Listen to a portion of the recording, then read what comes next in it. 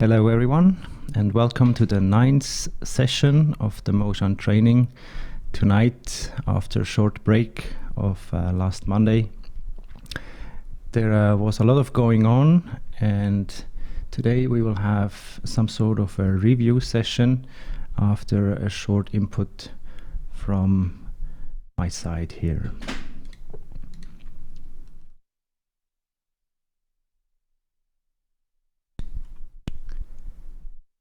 As many of you might have guessed and also know, we were invited last week to go actually into the enhancement and space flight unit together. And so we will be able to answer some of your questions, but there is also an NDA that we are not allowed to share everything. And basically what we are going to share with you is based on the experience of the individual side. So no technical questions, but what happened or what was the experience and how we perceived it is not only about me to share with you, but if anyone else of those people and those Mozhans that were already in the enhancement and spaceship unit are free tonight to basically ask questions and also share with the community. So to basically pick up from the last time, we were literally going through the desert, and as we were going on, we had this situation where we literally started to enter into a new dimension, into a new place, and our existence was different than before.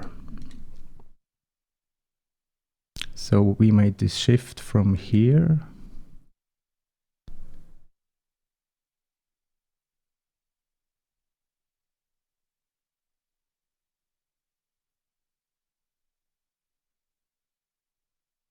into this landscape.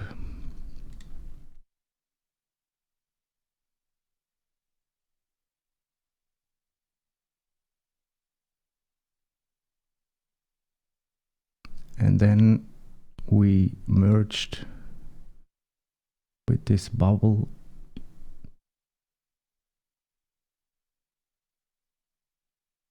and landed on a different place. Nobody really knows where it was, but it was actually still an experience where you were participating with your soul, with your mind, and the body was always with you wherever we were traveling.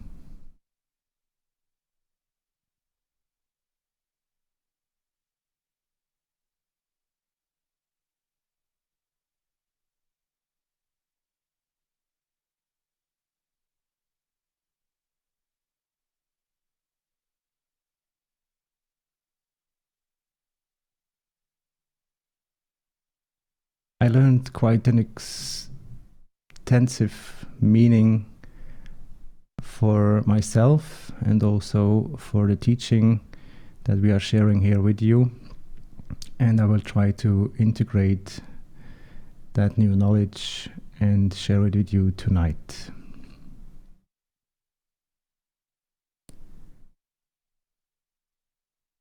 But first, I would like to ask you, what does it mean for you to be free? That there is nothing that you are holding on to. There is no attachment. Nobody is telling you what to do, where to go, how to feel. But it's just you as an entity that does need no further definition.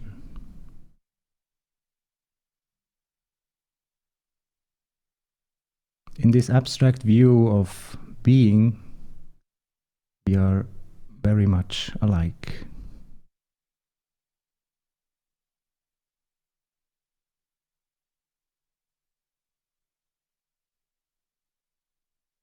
I'm sure we all have specific or at least different ways of approaching freedom, how we experience it, if we need money for that, if we need music for that, even food or other people.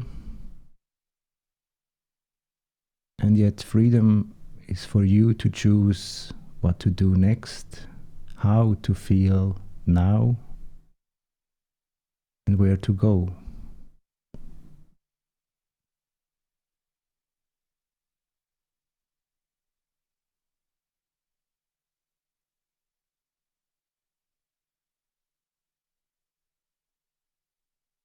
The beautiful teachings of Mr. Kesh, and finally the manifestation of the unlocking of the potentiality of every single one of us. I would like to put you into this picture.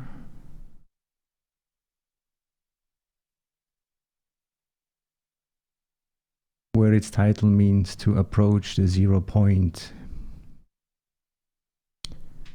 And if you look a bit closer, it literally means that this entity, that human shape, turns into this center point and becomes part of a bigger structure.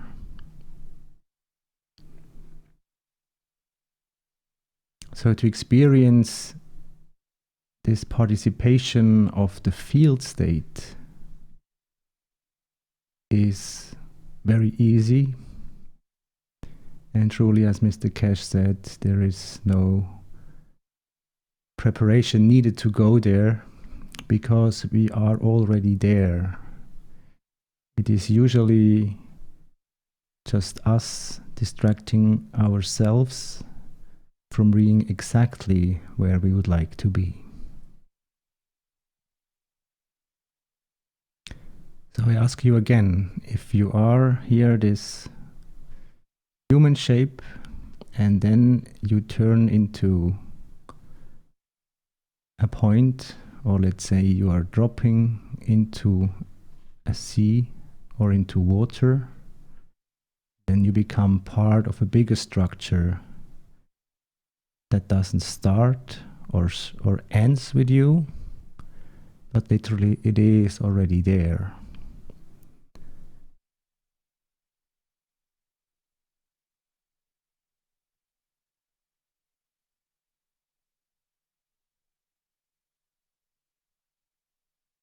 So in this image here, we see that these rings are extending and basically growing bigger and bigger. And so they are including many more of these ripple effects or of these circles. So basically, when the ring is going bigger, you are also more capable to receive from the same that you just transformed in.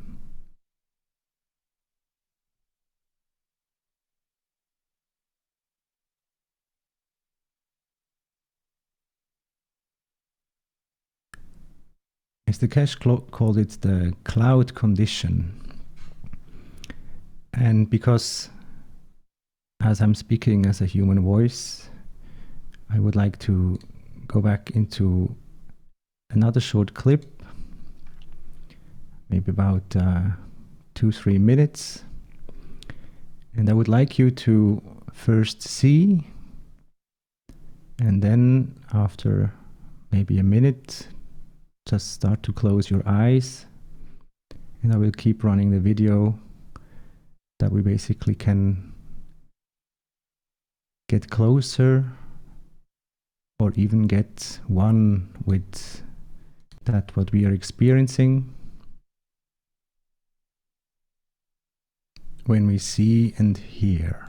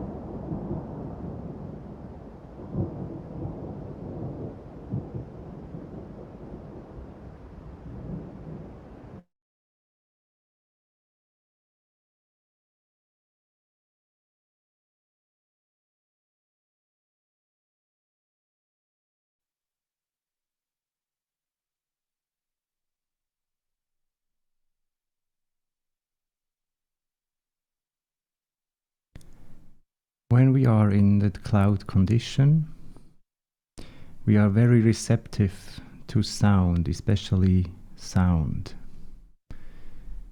because there is no resistance, there are no borders, nothing basically stops you from hearing. Now ask yourself, do we really need to be in a cloud? Or how easy it is for you to not hear when you don't cover your ears?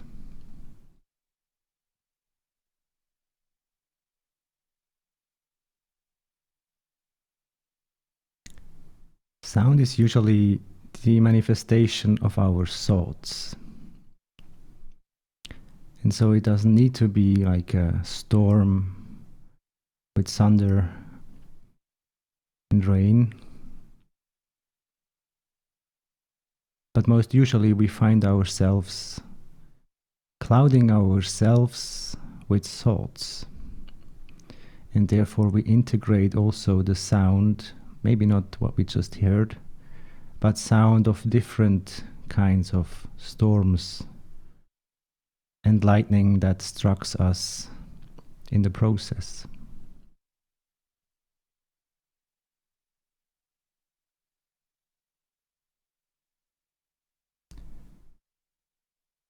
And yet,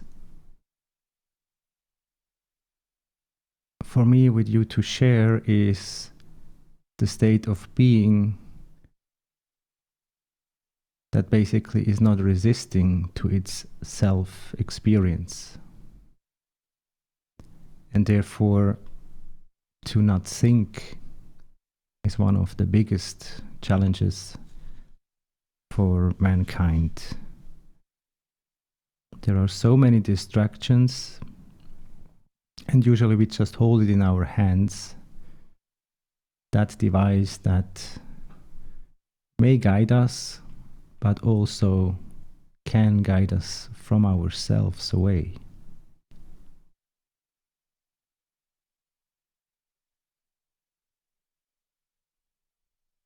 When you have your hands empty and when you just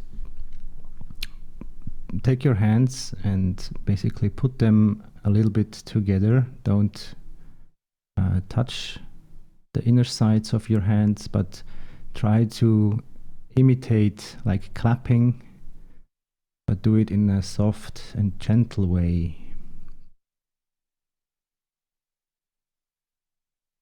So now there is no phone, there is just you and your perception.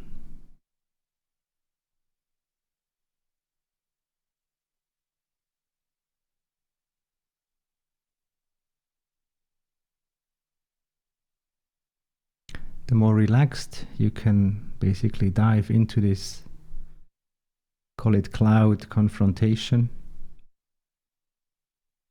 which I mean is the two hands of yours, bringing them closer together or further apart.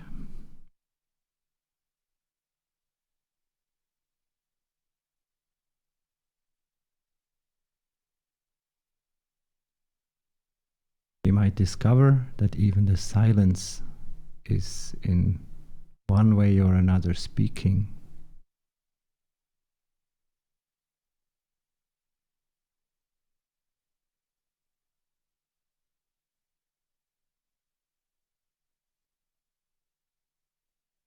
Maybe you can feel a pull or even a push. Maybe a rotation in between.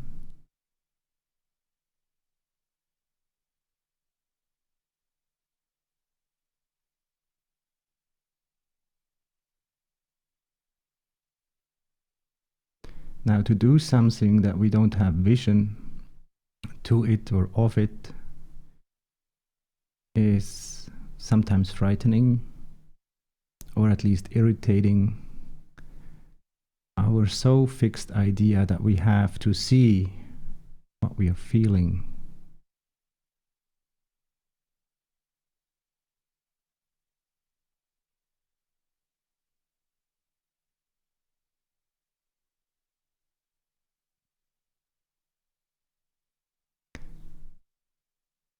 And what if it is the other way around, that we first feel and then we see? Would we still allow ourselves to become like a projector of those emotions? So if we feel good and we see a person, we would feel good about that person. And we feel the opposite,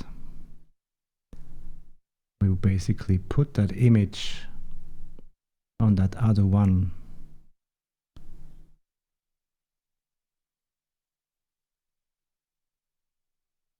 What does it mean to have a clear, empty mind, or a true intention? Who is telling you what exactly is?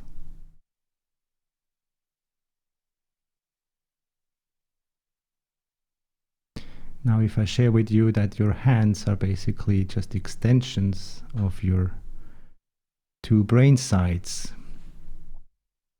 you might get a glimpse what is in between.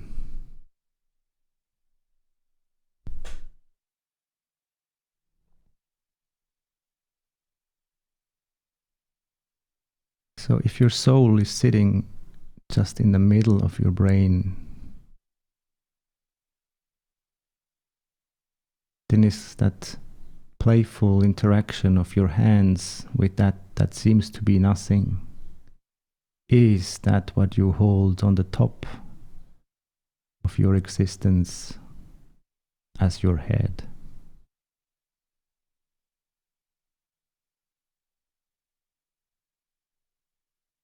So what would happen if in this image you and your head are dropping into that pond and become just one of these or many of these encircling and expanding field states?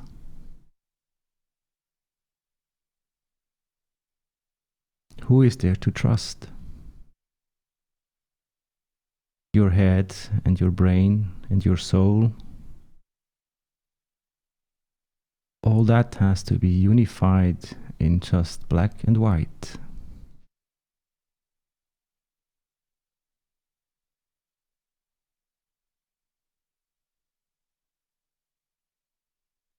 Now ask yourself, when you go back down into the basement of your house or your building, how much are you really afraid of what you can't see?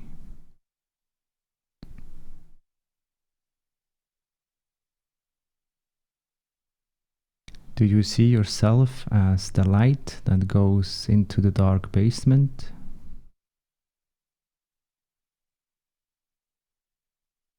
Or is it a clouded head,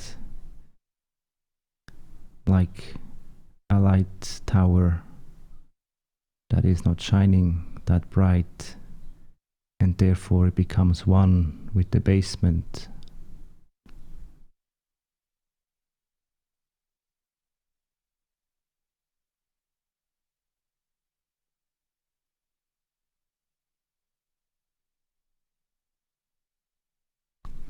And I ask you again, what does it mean to you to be free?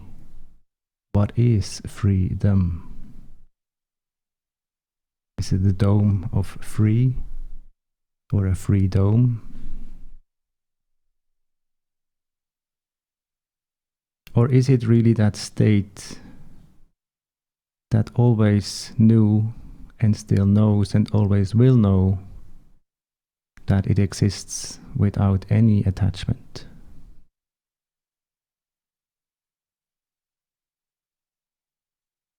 If we are all part of this field that gets separated in the just other way around, so we basically are first the circles in the center or in the outer extension, and then we have to come together to basically become just a fractal piece of that bigger field, and out of that field we walk as a human shape.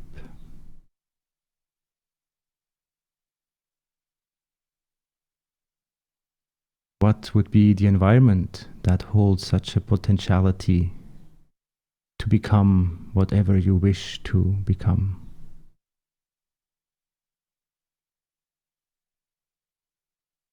How much freedom do you really know?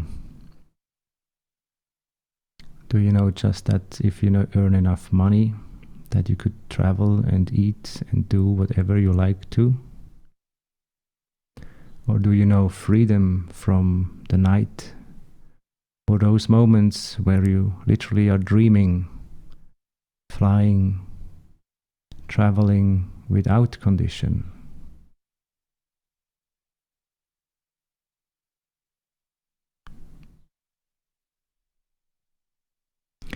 So what would you do if I would like to invite you to dream with all us together?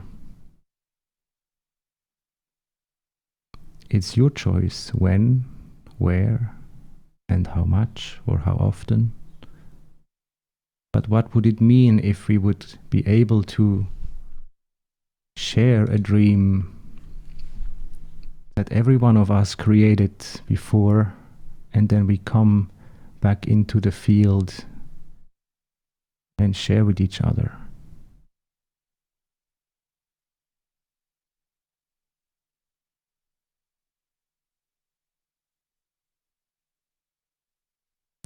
There are many ways to basically cut yourself off from the dream state in the night, and there are more or less the same ways how we are tied to the ground through many belief systems, be it the money system, the culture, the education, your family, your children, your parents. How can you exist without being as you were told? How can you gather experiencing by truly be yourself?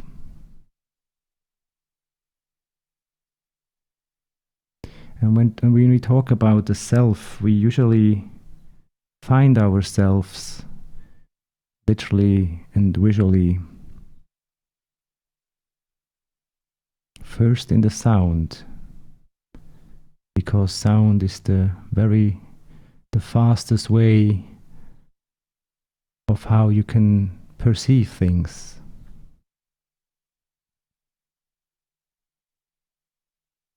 So when you basically speak whatever you like to speak, it is you that hears yourselves first. It goes so fast, of course, the other one or the crowd or whoever is listening to will hear it too. But usually there is one step that we forget. So when we think what we would like to say, and then we start to say it, we express it, it is a vibration that starts somewhere in your throat, and with every word you're speaking out, this vibration is resonating in your body.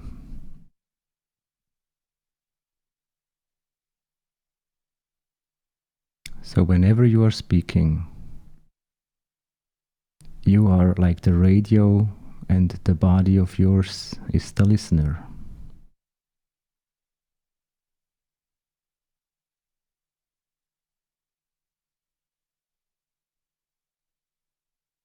Again, what do you say to call yourself free?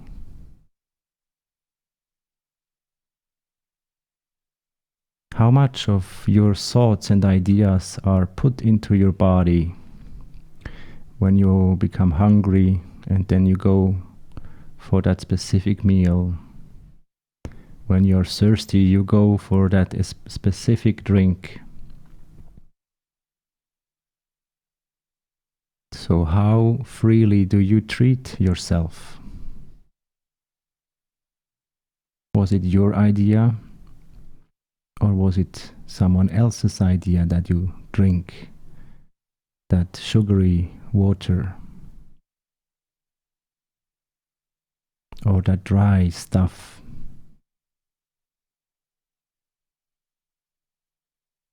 Or these vegetables, that meat?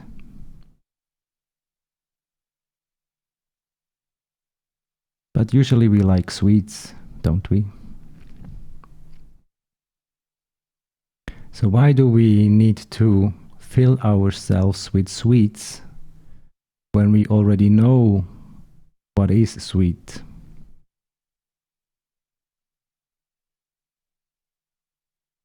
So that intention that comes out of the blue or out of the nothing is creating that thought in your brains. And your brain then is giving the directive for your body to grab or to pick up those sweets in the store. And as soon as you have left the store, you will open it and start to integrate that what you already knew the idea of.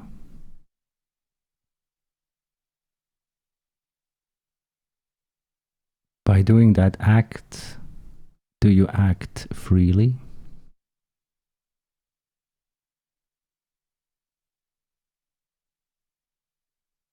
Or whose idea, whose thought really was it to make you dependent on that chocolate piece, that fruit juice, those many sugarish drinks, and all sorts of sweet tasting things?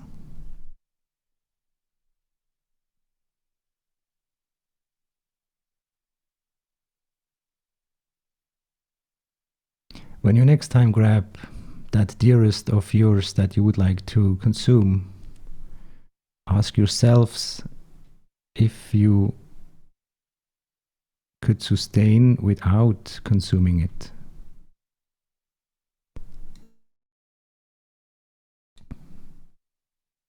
So if the origin of that you have manifested in front of your hands, or already in between your fingers before you put it in your mouth,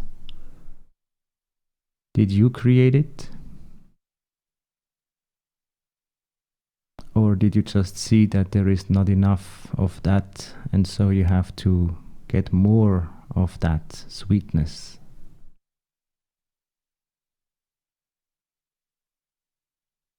To become still and free like a cloud, a condition that is very temporary, always changing, penetrating, interchanging, mixing up with the other cloud particles. How much of a separated need is there for you still to cultivate?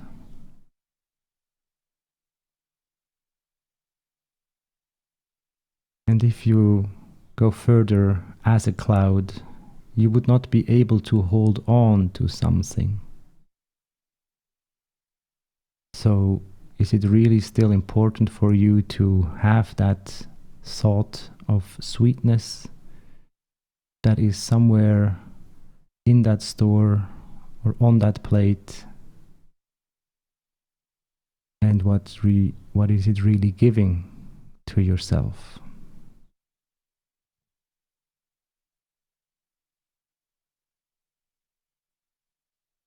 It's not so easy to grasp the idea that everything and all things we are already part of, and that we already contain that. In the English language, there is a saying, "It takes one to know one." And if you adapt this to the consumption of you, or at least your body, then it would mean that you already know that is missing. And so when we are all here just raising up like a cloud, how many of you would still miss the sweetness on the ground? Be it the fruits, the vegetables, the meat, or whatever that is you're craving. Because when we are all together, we know we can't bring those things with us. And yet we have so many different sweet flavors to share already with us.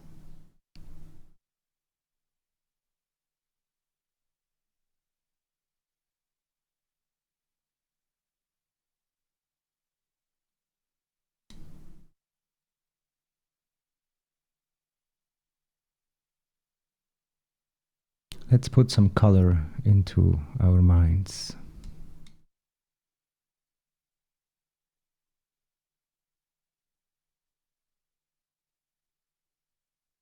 So I think we saw this before, like 2 weeks ago. This is a video of one star, or actually many stars.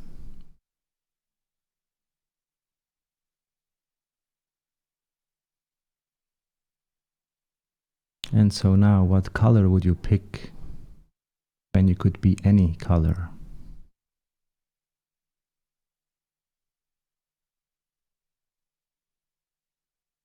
Could you be happy by remaining empty, meaning colorless? Or do you need to be black or white?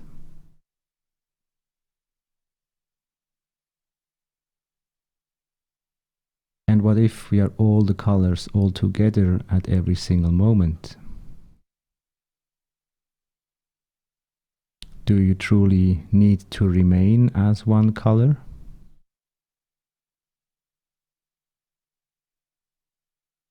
Or would you do the same that is shown here?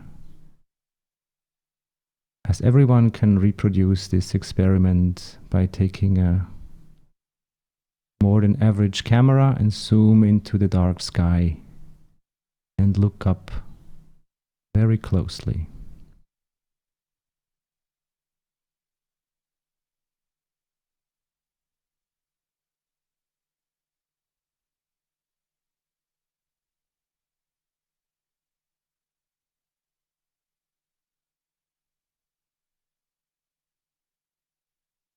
We are going very fast into the next step of progress with Mr. Cash, as from now on we are talking about transmutation, which literally means that we are transforming our existence, at least temporary, to another existence. And so this example with the colors, or what seems here as a movement or irritation of the fields,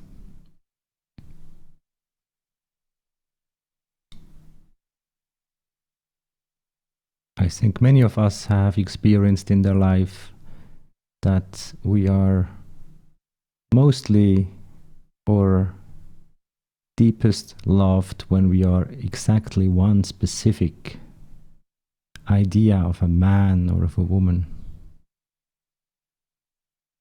Because then you could do and be and so on.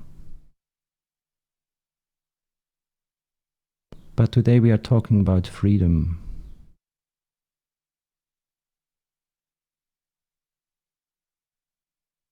If you would be free to be actually anything, at any place,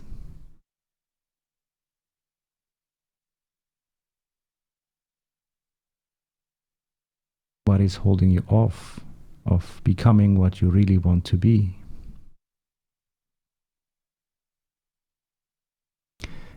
Maybe there's a easier way to see what I would like to share with you. So in the moment we are basically sitting with our family or with friends at a place, at a table, and it's a very hot summer night. There are plenty of mosquitoes.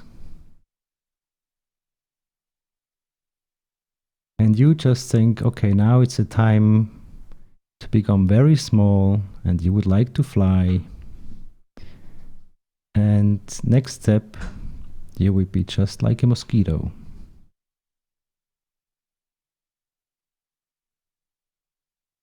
Now, put in this example, whatever entity you think would make more fun to you, and play with the environment and the situation, how your family or your friends would basically react, you becoming instant a mosquito. And if they wouldn't have noticed, or if they would not have thought that you would be able to change your appearance in a very fast or instant moment, how would they remember you, or how would they recognize you again? So becoming a lion at the table or a wolf in the public swimming bath, how would the people react? Maybe you are there because it feels good to be there. And from one moment to the next, the same environment treats you completely different.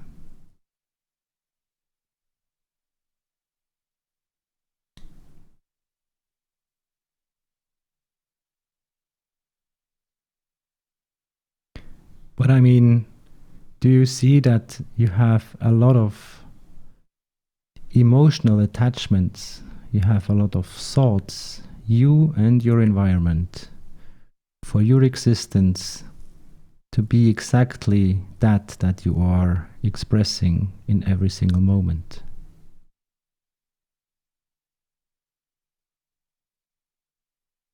So if you become a mosquito at the dinner table, maybe it is your brother, maybe it is your sister, one of your parents, or just someone that you actually don't really know, that ends your manifestation as the physical entity of that mosquito.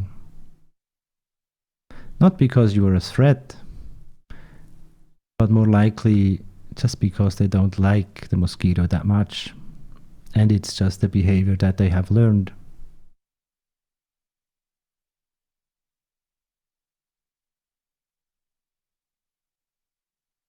So in that moment when you are not there anymore as you were before, you become part of the field, like really that we had in the beginning between your hands.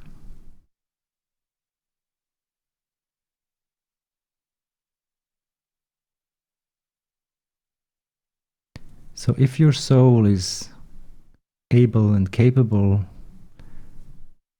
of literally becoming what you wish for, would it not be wise to do, think, and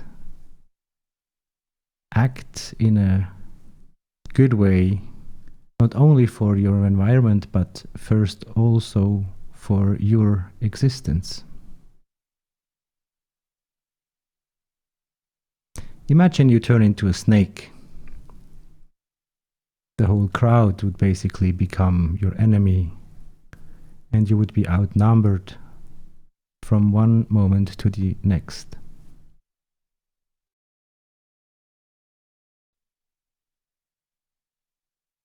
Most spiders would go, I think, into the same direction of future.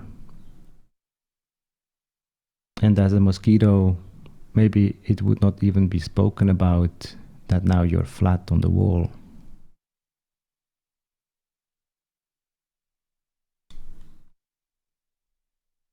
When I was a small boy, I was really in a, let's say, in an environmental domination fight with the mosquitoes.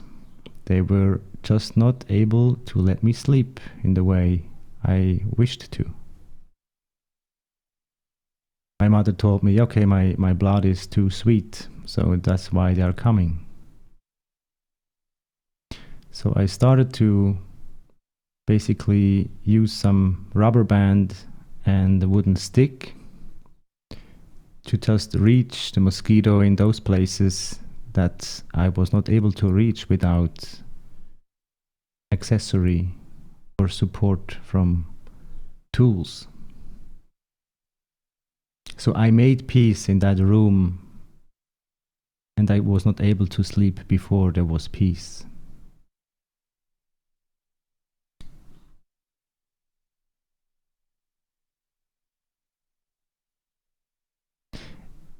And if only you would be able to teleport out of this long and dragging family dinner at that table,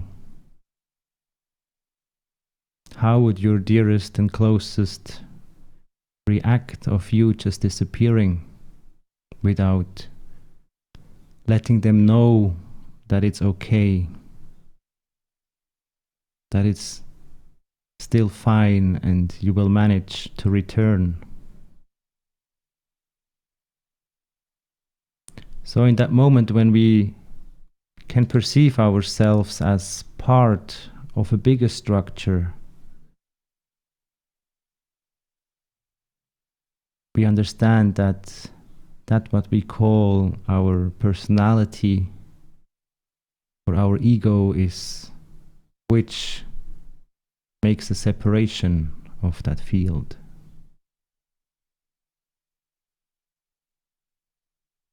So from the big one that we are all together, we need a certain routine to work as that separation of that big one.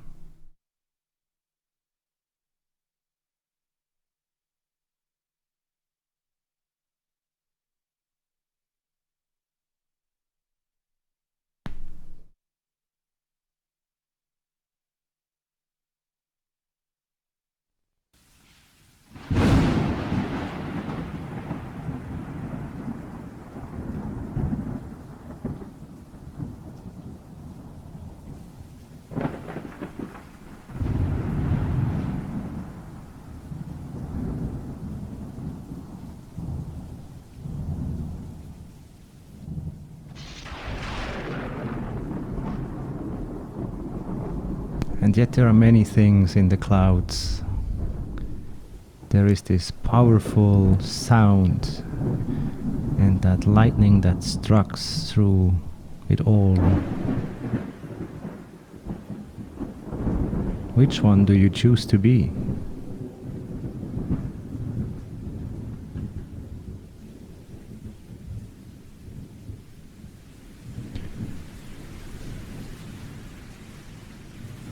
I would like you to imagine being part of a bigger structure. Maybe tonight, when there is a rain coming, that you are part of that cloud.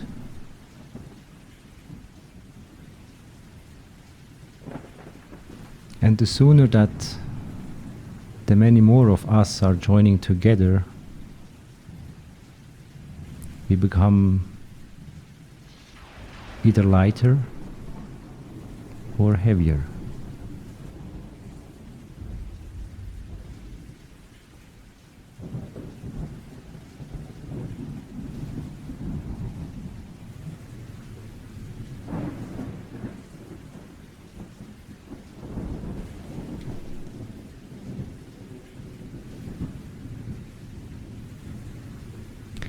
So today we are still not back on the ground, but we are on the way back to the ground.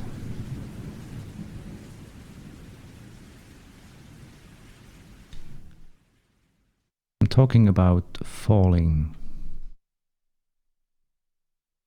Is falling still a part of freedom? Or is it a wish for you to fall from the cloud to the ground, to go into a next level of experience, to become part of the soil, the tree, or the plants on the ground, or that you allow yourselves to be swallowed from an animal that is drinking from a pond or a river that you just became part of.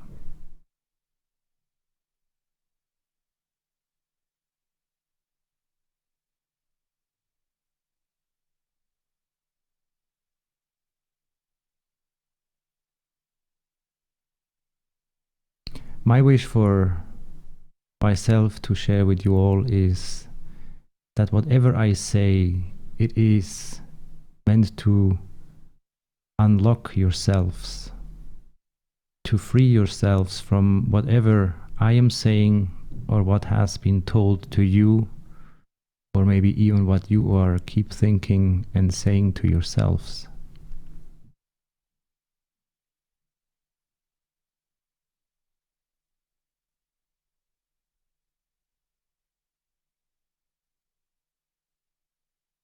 from one cloud to many drops that don't see them as such because they don't have eyes, yet they can feel how they are gathering together, and then they become heavier to fall together.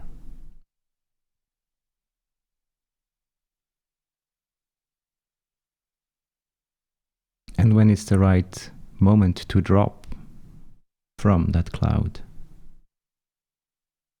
if you land into the ocean, you're lost again.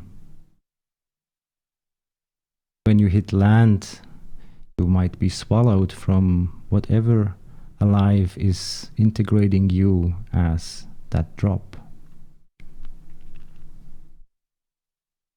So is giving up yourselves again a question of freedom?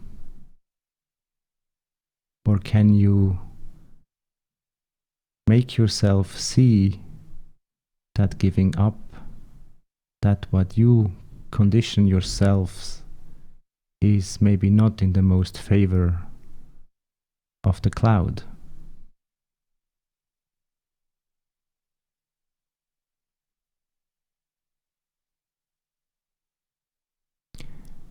So to find ourselves,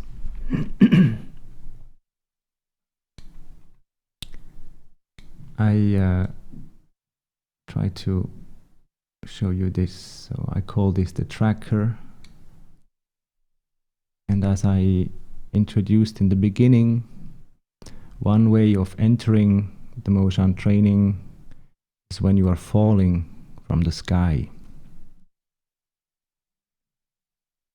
I was not meaning that you are going to the next airplane and then you jump out of the plane. If you do, please make sure that you have a parachute at least. But yet there is other ways to fall and even go on a harder landing when you are dreaming. So in that moment when you fall in the dream, it is not the end, and you continue to travel no matter what.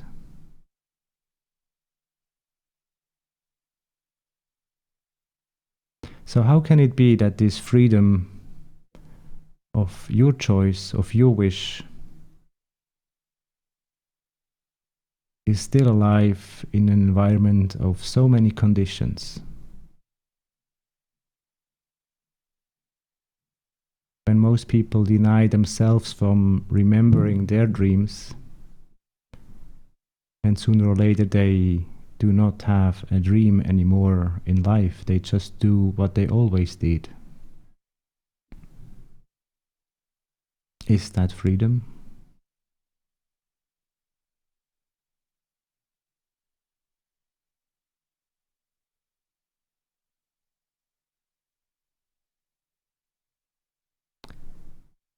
So in the moment that you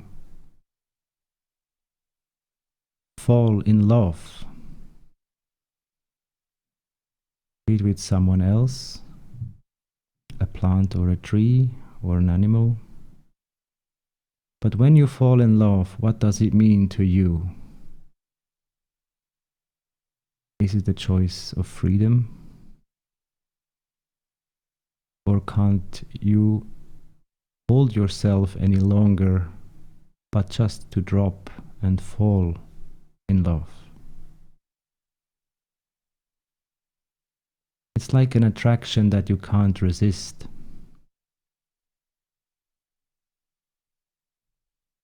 So it is the gravitation,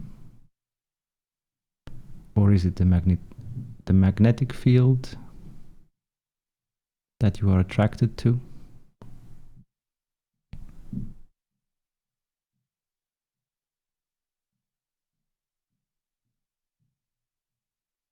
Nevertheless, we fall many times in our lives. And what seems to be a beautiful, smooth landing in the beginning might turn out to be quite a rough place to continue to remain.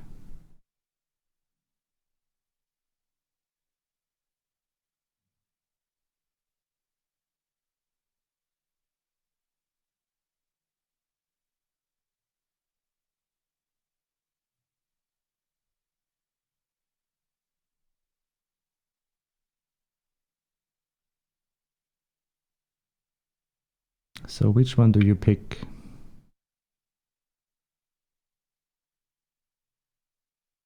Of these animals? Which one has the best abilities, the most beautiful environment, the most friends, the most joyful life?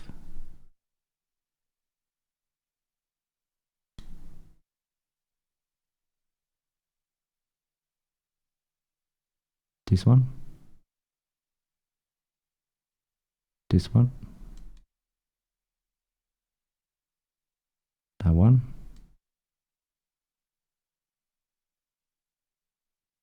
Or you allow yourself to be free and therefore be in service to creation. And you will work what has been given to you.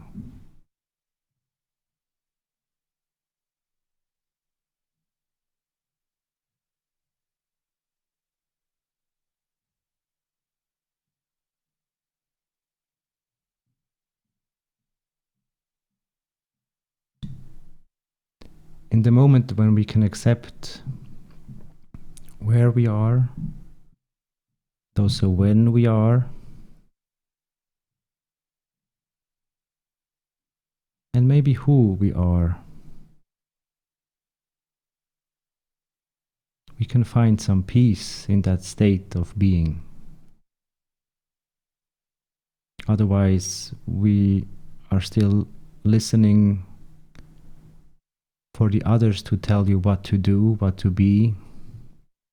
We have many questions, what to do next, how to.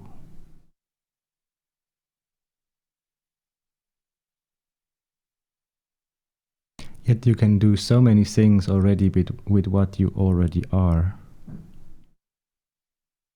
And yet it will look like you would do nothing to your environment.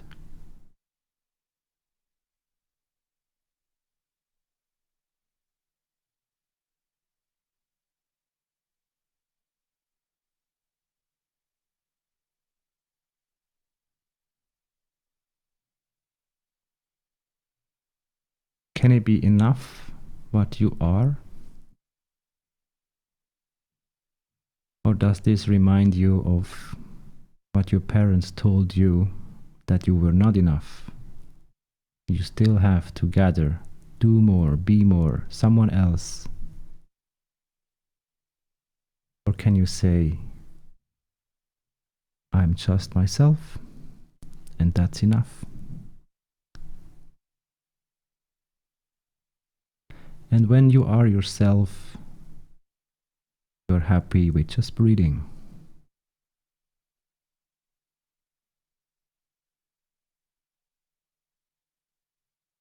And you know that when you are breathing, you are also having access to the universe that brings you smells.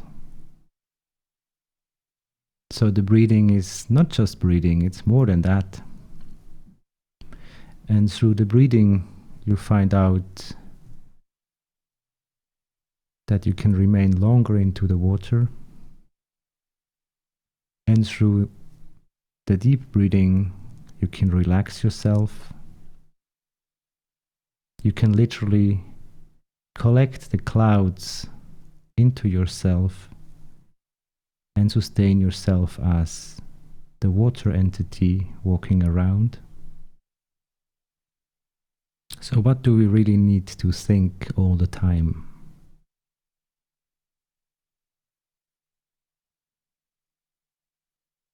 And become aware of next time when you think how long you could build up this thought Is it just an instant? Like on that gram that shows you instant stuff? Or these different channels where you talk tick with your brain sides? It really brings you out of yourselves. And yet, when we see all those different states of what you could be or what you have could become, and so on and so forth, does it really expand yourselves, or does it just put yourself like in a box?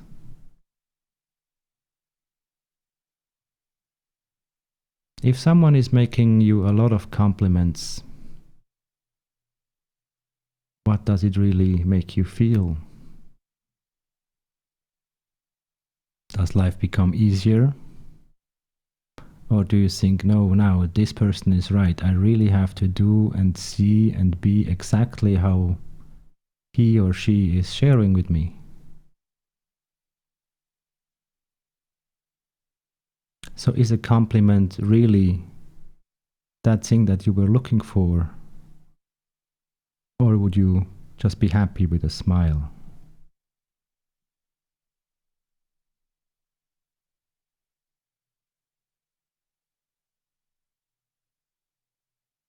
We live in a special time where we find ourselves usually that we have to find some comfort in the outer extensions here of those rings here. So you need to have stuff, or if you don't have it, you still need to go for it and you want stuff. And of course, before we have or we want to go, then there is that thought that makes you go around for having and wanting.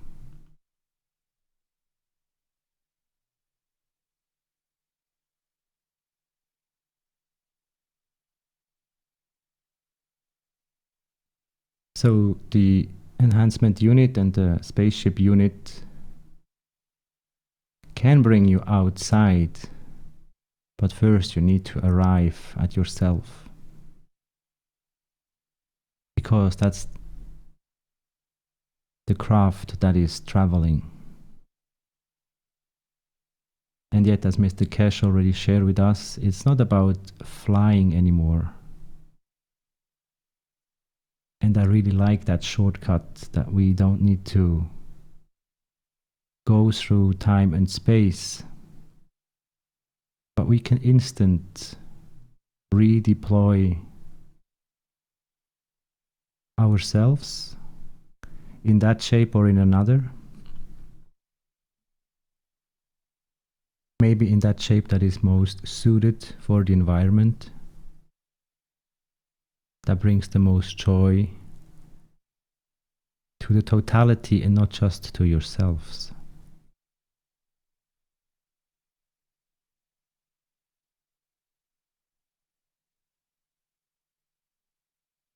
So when we fall in love, how conscious do we perceive that fall?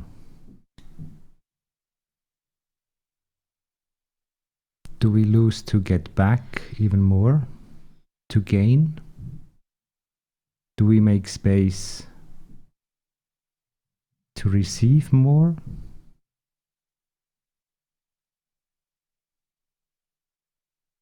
Or are we just happy with the potentiality between our hands that could become anything, but we see the totality without our eyes, but we can feel it, the magnetical and the gravitational fields.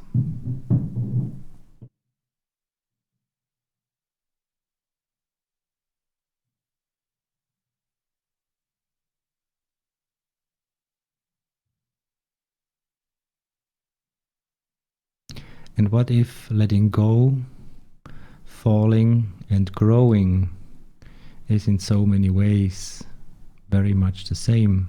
or at least similar. Imagine yourself being a seed of a plant, being buried, mudded over, and with some care of the environment, you grow out of yourself into more and more that environment that you have landed, maybe by accident. I haven't seen a seed yet with eyes and hands to ask for directions or permissions to go and land somewhere, but it just happens to be there. So growing and letting go, literally falling in love to become anew, could be the same.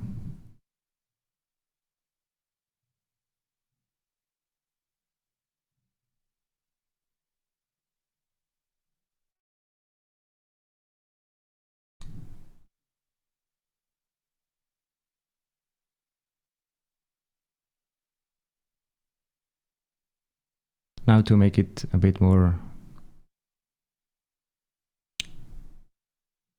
applicable, whatever the seed or the soul of an animal, of a plant or a tree, or your soul is, it just is.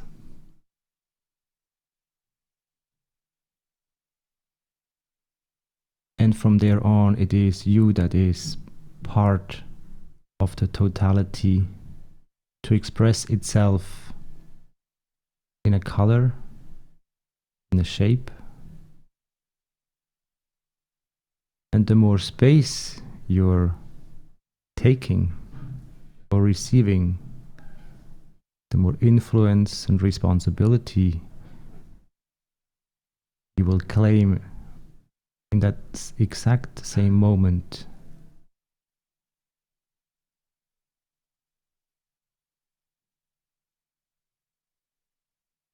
So how do you feel to become smaller? Do you really lose something? Or makes it you more free? But if you could become so small that nobody sees you anymore,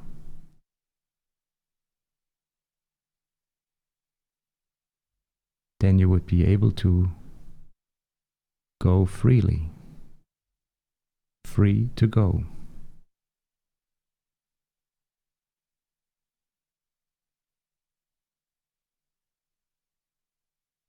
Now, for today's example of going somewhere and actually having a challenge on the way, I would like to share with you a story of one specific animal.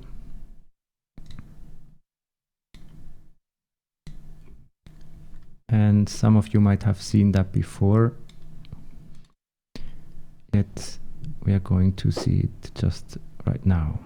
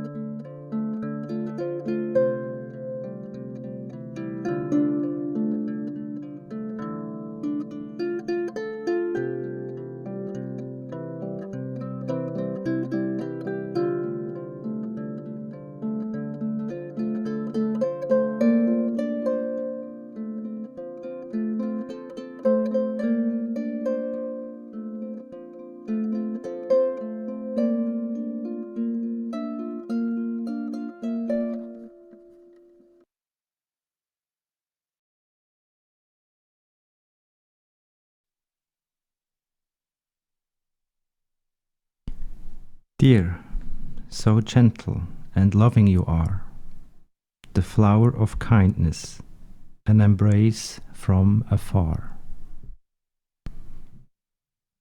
Dear is number 4 and stands for gentleness. One day Fawn heard Great Spirit calling to her from the top of Sacred Mountain. Fawn immediately started up the trail. She didn't know that a horrible demon guarded the way to Great Spirit's lodge. The demon was trying to keep all the beings of creation from connecting with Great Spirit. He wanted all of the Great Spirit's creatures to feel that Great Spirit didn't want to be disturbed. This would make the demon feel powerful and capable of causing them to fear him.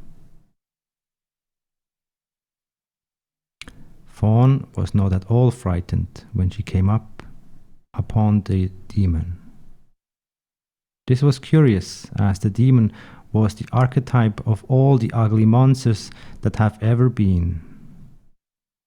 The demon breathed fire and smoke and made disgusting sounds to frighten Fawn. Any normal creature would have fled or died on the spot from fright. Fawn, however, said gently to the demon, "Please let me pass. I'm on the way to see Great Spirit."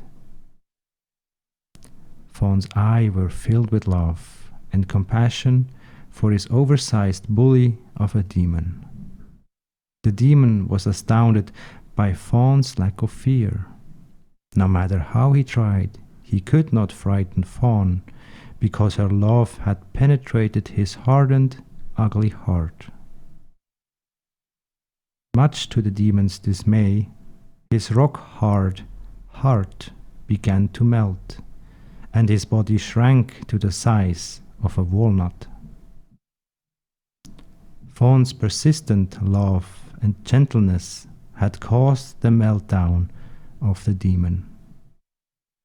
Due to this gentleness and caring that Fawn embodied, the pathway is now clear for all of Great Spirit's children to reach Sacred Mountain without having to feel the demons of fear blocking their way. Dear teaches us to use the power of gentleness to touch the hearts and minds of wounded beings who are trying to keep us from Sacred Mountain. Like the dappling of Fawn's coat, both the light and the dark may be loved to create gentleness and safety for those who are seeking peace.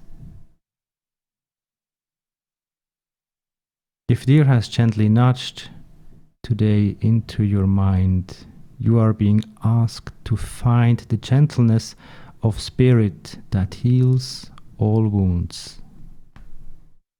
Stop pushing so hard to get others to change and love them as they are.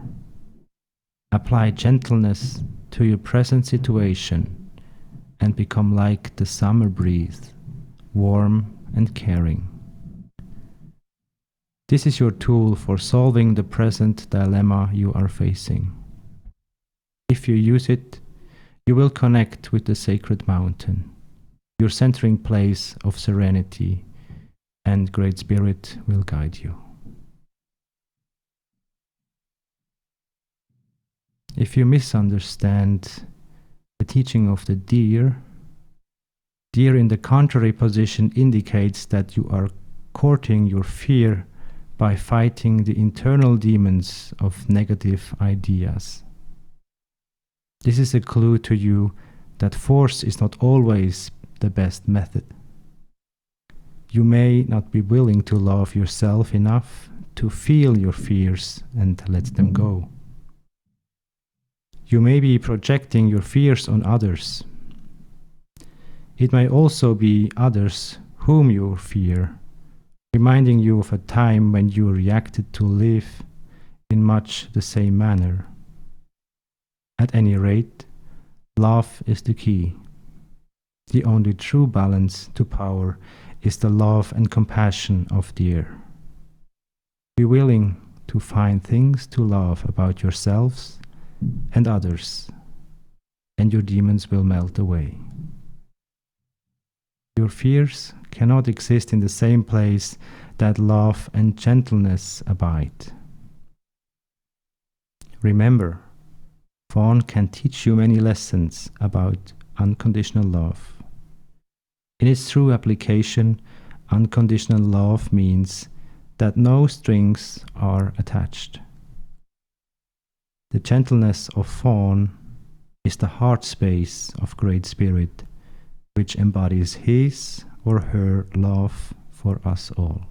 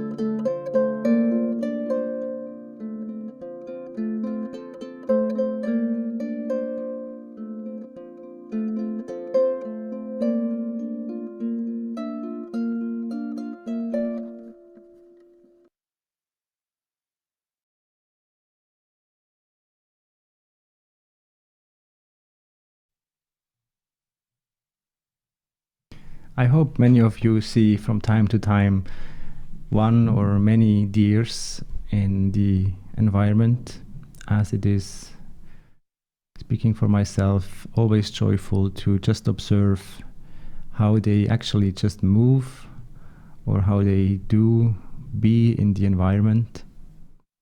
And it usually seems like they would not even hurt an ant or a worm in the ground, so gentle and careful they are behaving themselves. So as you just heard the story of the deer, it is key that first you don't need to love unconditionally everyone else, but to love yourself first and unconditionally means that you are not attached to you and your creation of yourself. Therefore, you would be more and more free to become any of the deers or any of the entities as a matter state manifestation. Yet as long as you hold so dearly to yourself, the more you will remain in that state.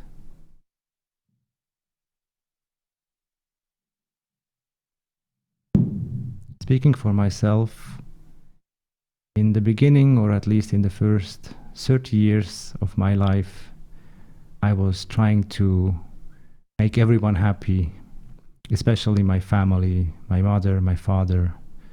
And I tried to follow their guidance and their advices to just make them happy.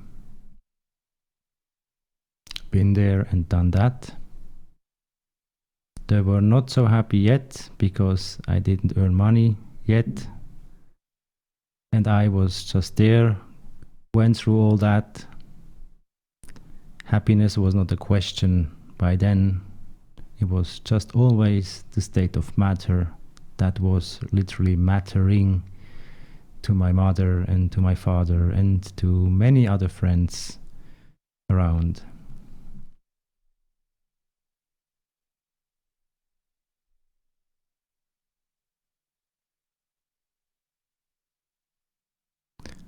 So I turned inside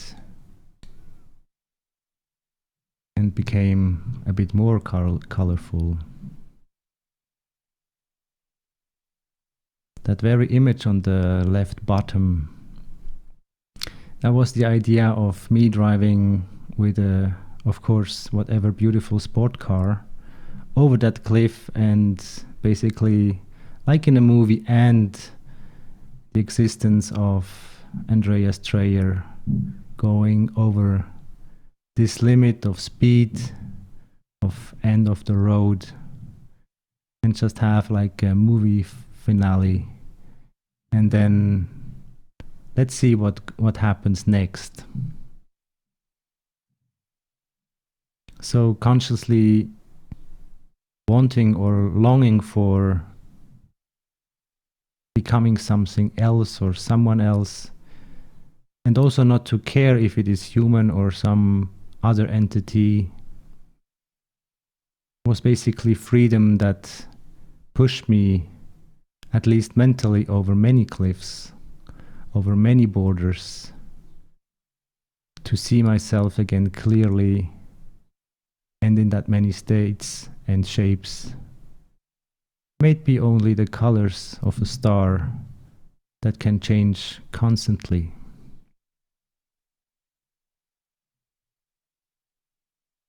And yet we know exactly how a star looks like in a human body. They must be at least part of the media or in the television or in the movies. I was not part of them.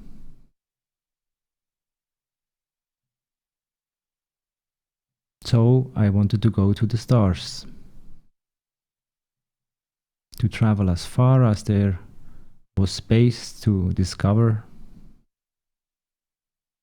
to find a new home, to start fresh, with good intentions, with good thoughts, and proper and good actions to keep the environment in that state, at least where I have found it in the beginning, or maybe even bring a little bit more to it that others could join.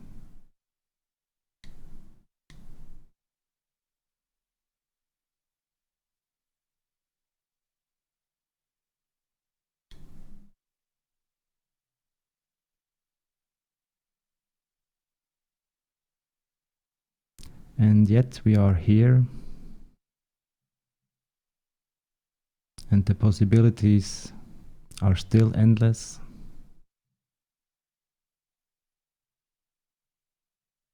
But it's coming all together in Linz, where Mr. Cash set up an environment for you to basically come home to yourself when you allow it to happen.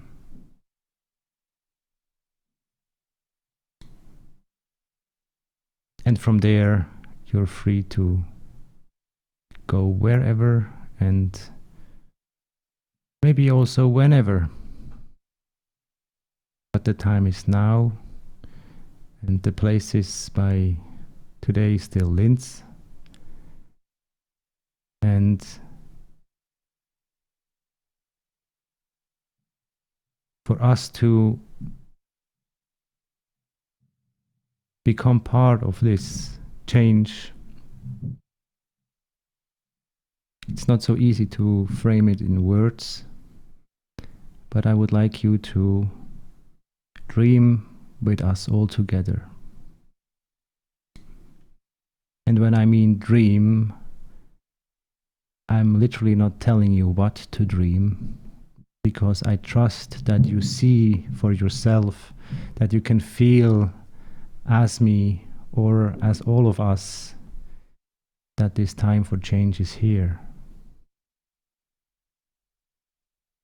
So can we bring a cake on the table and everyone brings a piece of it from home to that table and make the cake the totality of cakes, many different flavors, sweet, salty, sour, maybe also bitter and many others, but it is still a cake. And to create this dream together is actually has been found that one of the past cultures, be it the Inca or some related, that they just disappeared from one day to another in too many people.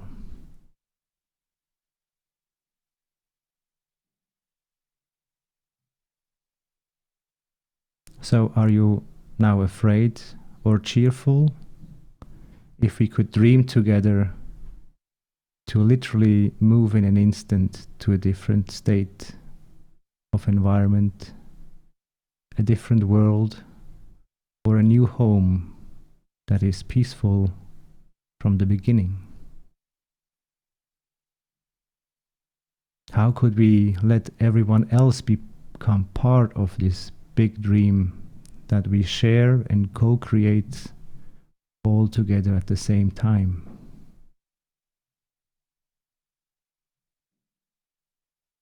I hope that many of you will have the possibility to go either to Linz or to the other locations that will be set up in the near future.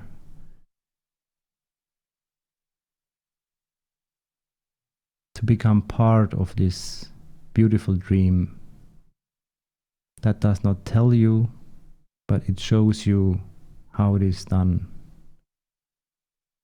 And in the moment where you can feel that you are part of this structure, you will know what is to do by you and from your side to become the co-creator of this big cake, this new environment.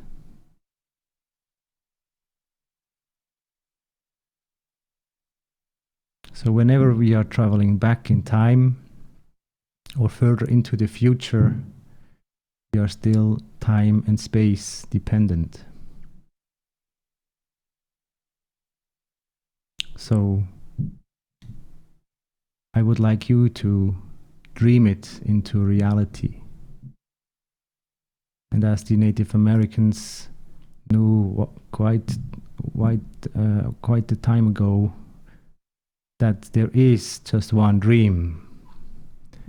It just has a day and a night part. So we are literally always dreaming. So from that point of view, you have all the tools and all the capabilities to literally dream with us together.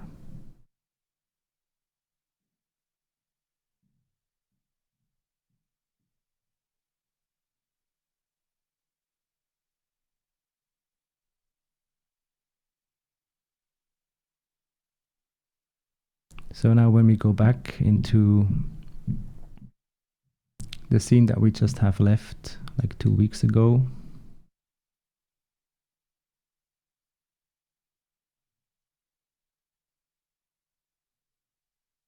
you are literally free to go wherever you would like to go.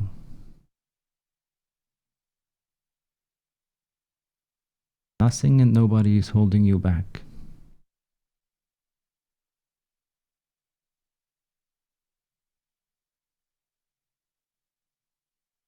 Unless you keep thinking and having those memories that you need to keep with you.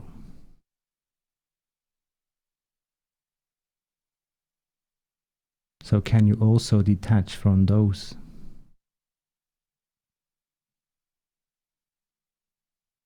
And so I would like to invite you, I can't make you, but I would like you to invite yourself of when you go to bed, try to find a piece of rain, something that is raining on an internet platform of your choice.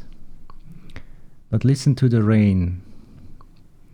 You can also add some thunder, some wind.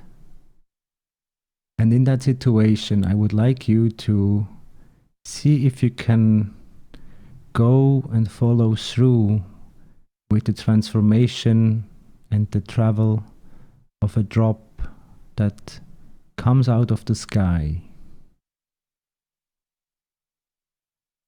So in the moment where the droplet is falling, you are basically in that bubble. And you will land where you will see yourself landing and also have seen you landing before.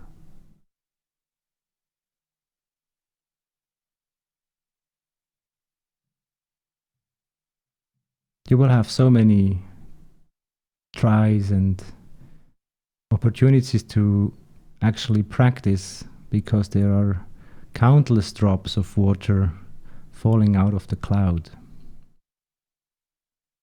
And yet, could you write a book of this travel situation? Could you make this seconds, maybe it's very high cloud, maybe half a minute or a minute before you land? Could you make it a story that can fill a book? Not because you know it from another story, but it is your story. It is your falling in love. And what would it mean if you are just a drop that can fall in love? That is neither a human, nor animal, nor seed of a plant, but just part of the totality of the field that we have seen before.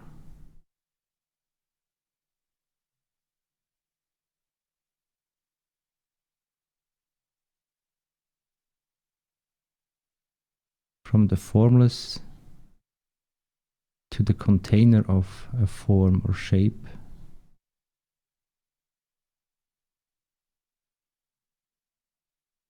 And how would that look like?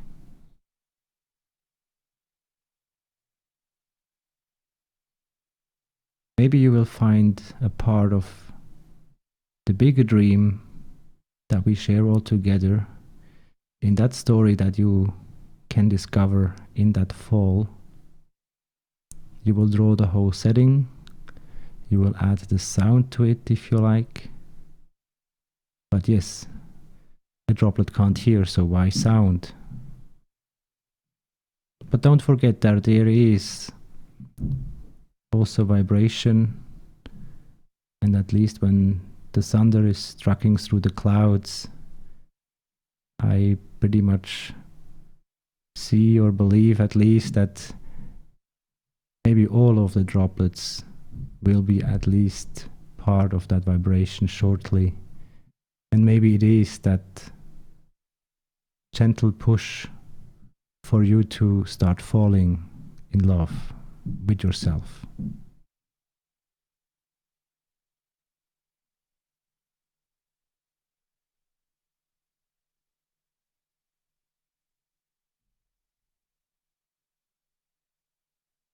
And when you are back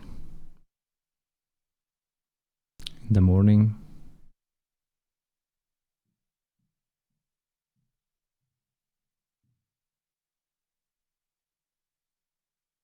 we always know that there is so much beauty already here around us. And I know that you can find and see yourself again in that beauty as a reflection.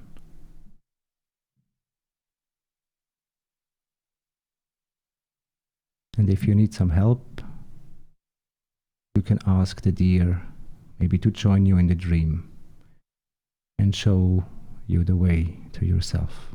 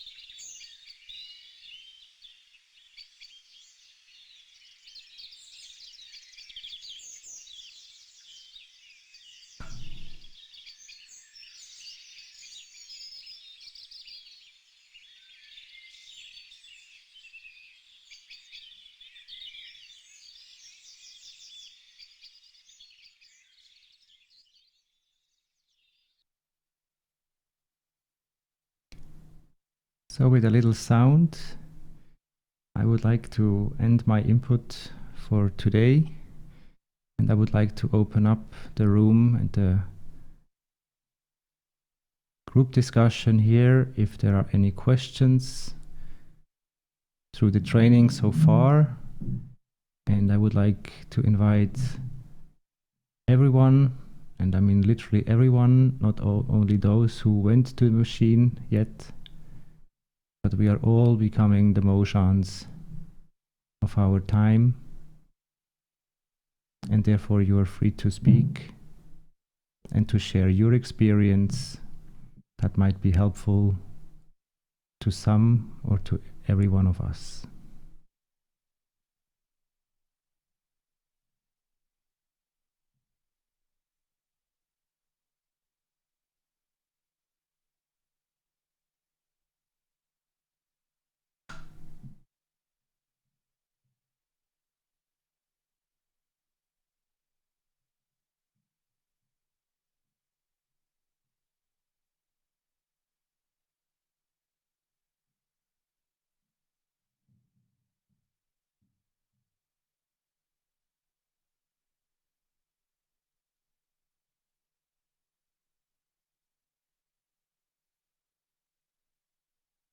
Did everyone fall asleep already?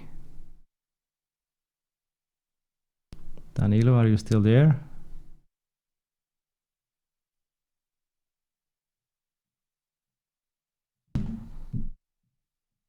I'm here, bro. Okay, nice. If I remember correctly, there was a question that you had in the beginning. Not sure if it was for me or for someone else. If you like to put up the question again, and so could others do if you like. Yeah, the question was for Constantine. If he, how is going on after the experience inside the flying unit, and also for you.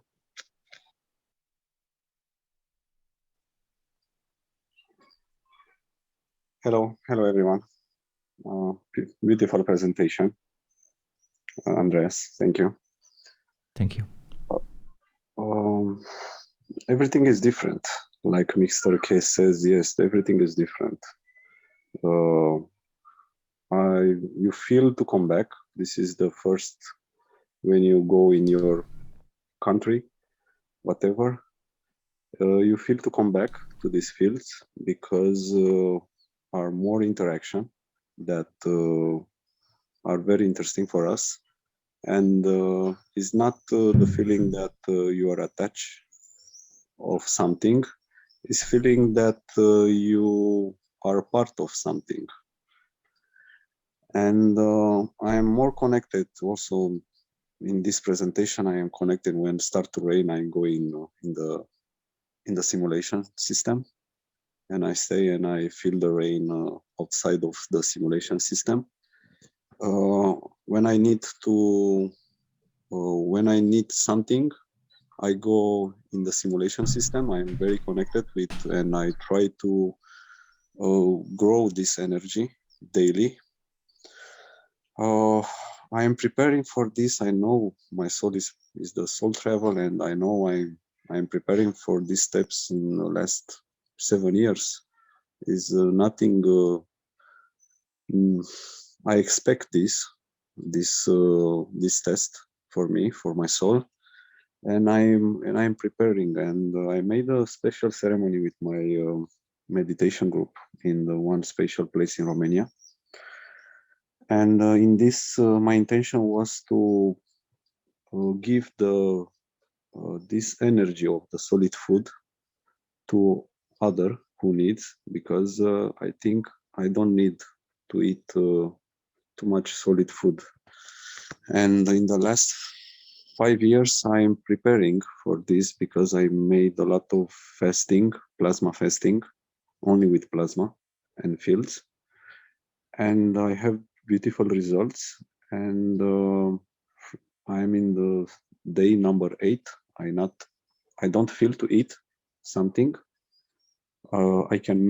I I go in the kitchen right now, something is in the table, but I'm not feel attracted about this because also I remember the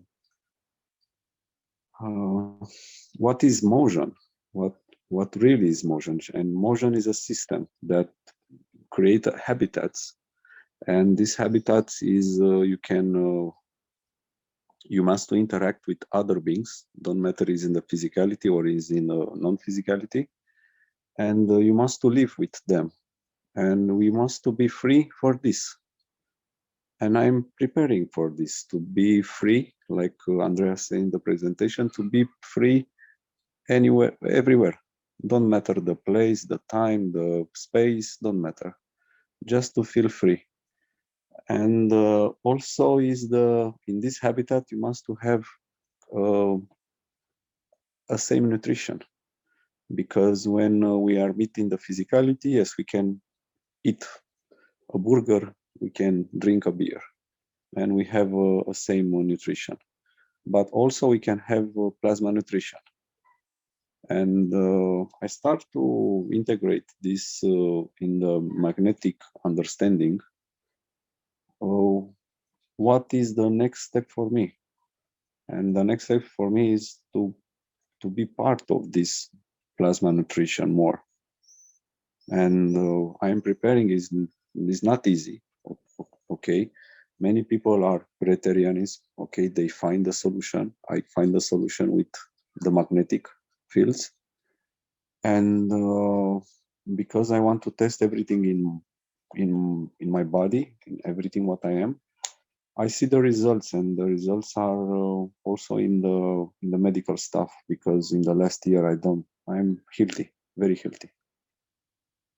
And what I feel, yes, my program is not complete. In the links I was programmed the last, I think, in the first day, last person. And people wants to go home. I feel this energy, when the program is close to end, and you feel the people, they want to go home, the day is finished, and I'm connected with this energy. And because we are the first, we don't have many information. Okay, Mr. Kesh giving you some information before to go in the room, but in this information I not understand. We have time to stay 30 minutes in the room, or 30 minutes in simulation test, and that I start to like Mr. K says, I'm a giver. I give what for my intention, what I must to do, okay, to give to the system what was. And I feel to move in another chair and another chair, but my entity, my guides who are part of us, also confirm that Mr. Case confirmed my program, the plasmatization in these 3 chairs was not complete for me. But my travel with the spaceship was complete, but too short in this time space for us, because I have more information that because I go in some places in motherboard, and because my plasmatization was not complete, I cannot keep this. I think is good word. I cannot keep too much information from them, from other beings that guide and invite me in this big ship.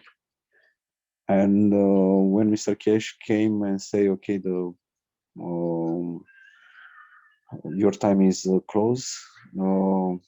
Also, I was in the physicality, because they know how period you need to go to travel in other direction, and how many minutes in this our reality needs to come back.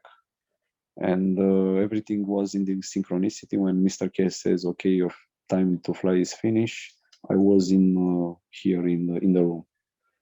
And yes, I must to come back to to complete this plasmatization. But I'm very happy because I don't have problem with fly. In the simulation test, my level 1 is complete to fly, and I have trust.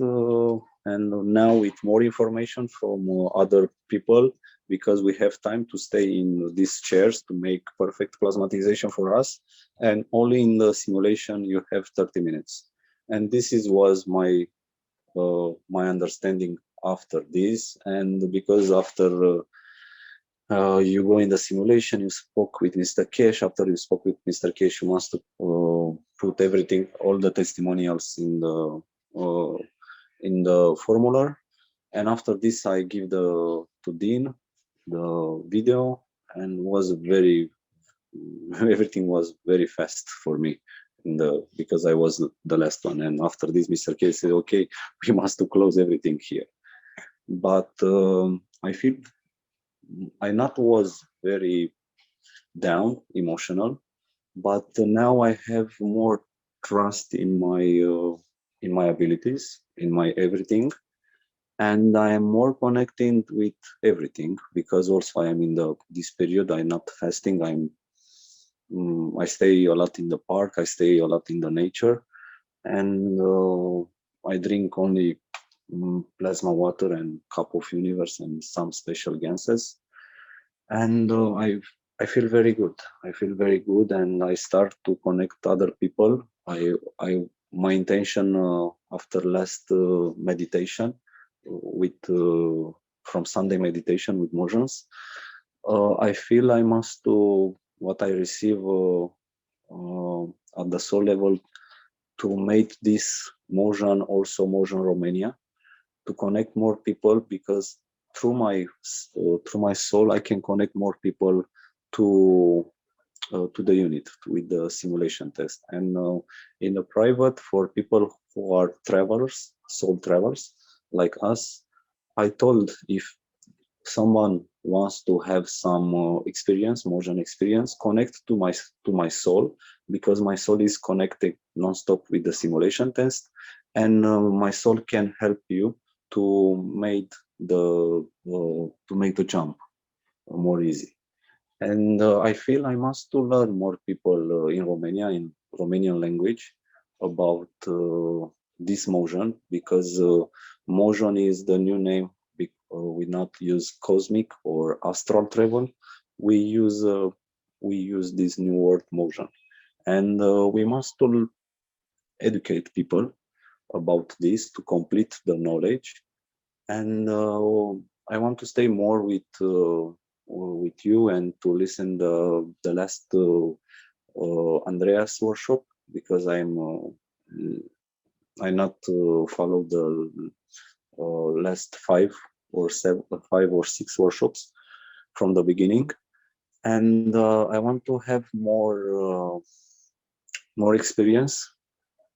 But we have a lot of Romanians that are open. We made special Zoom session about this, but with other purpose. And I hope everybody is good after the simulation test. I don't know how many people from here enjoy and have this experience, but I feel connected. Also, I spoke with Galip in the private, and we have a beautiful synchronicity, and we share some short stuff. You feel this, yes, I feel this, yes. And we're, because he's in the Netherlands, I'm in Romania, and we feel very connected. Also, we share the same universal gains. I share with him and his friends, and also with the Bulgarians, and we are feeling very connected. That is, and is something new. Is an energy, is a new energy for me. It's something new, but I want to integrate more, and I am in this position to have a plasma nutrition.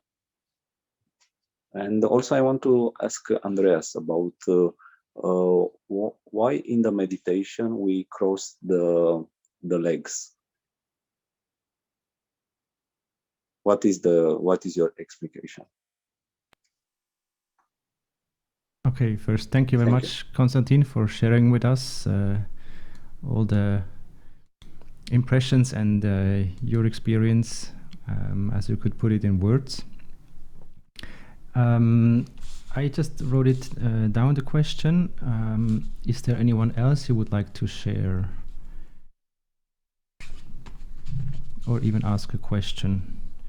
Then I will come back to you, Konstantin, just in a second.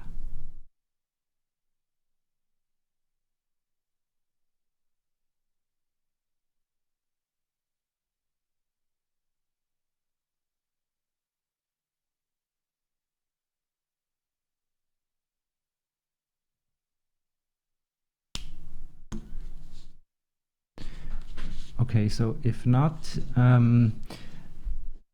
maybe I'm gonna just draw shortly what you were asking. I'm not sure if everyone is familiar with the what you meant with the crossing of the legs. What I remember when we start the meditation, we put to stay in the bed, for example, and to put the legs one put to the other. To stay like Jesus on in the cross. Almost. Yes. Oh, okay. So okay, so this is like this would be like the normal state. So this is you or me or just someone.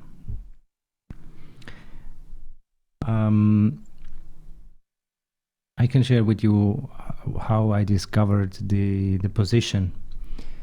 There was a couple of years ago, I was living in a place where I had no heating in the room, except like a little oven that I had to put bricks and wood into it, and also in the beginning in the morning to basically heat it up.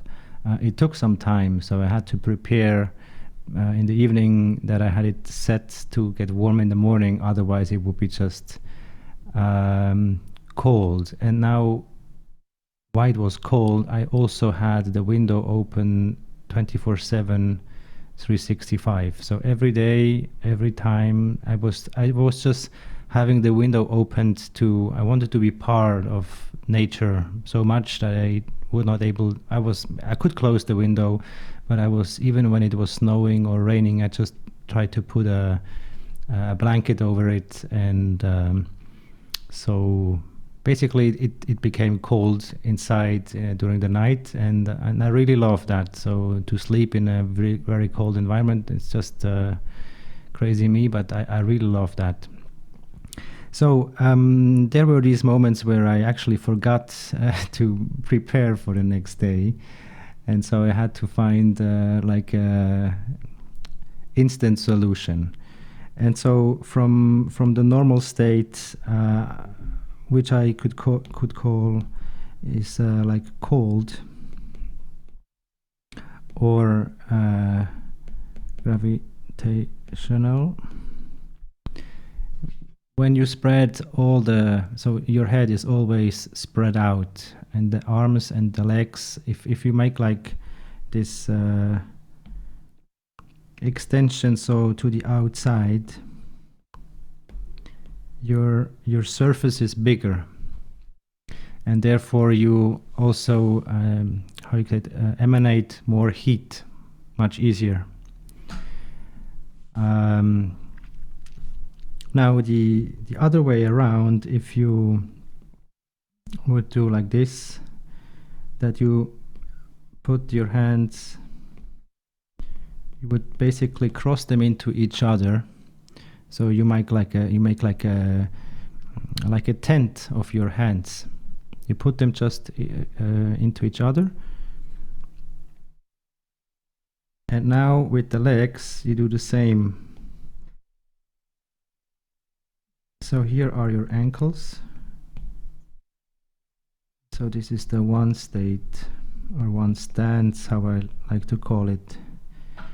It's not a state of being, but it's also like a positioning in different ways to see it. So the physicality here has basically less separation, or at almost no separation. Can you see that?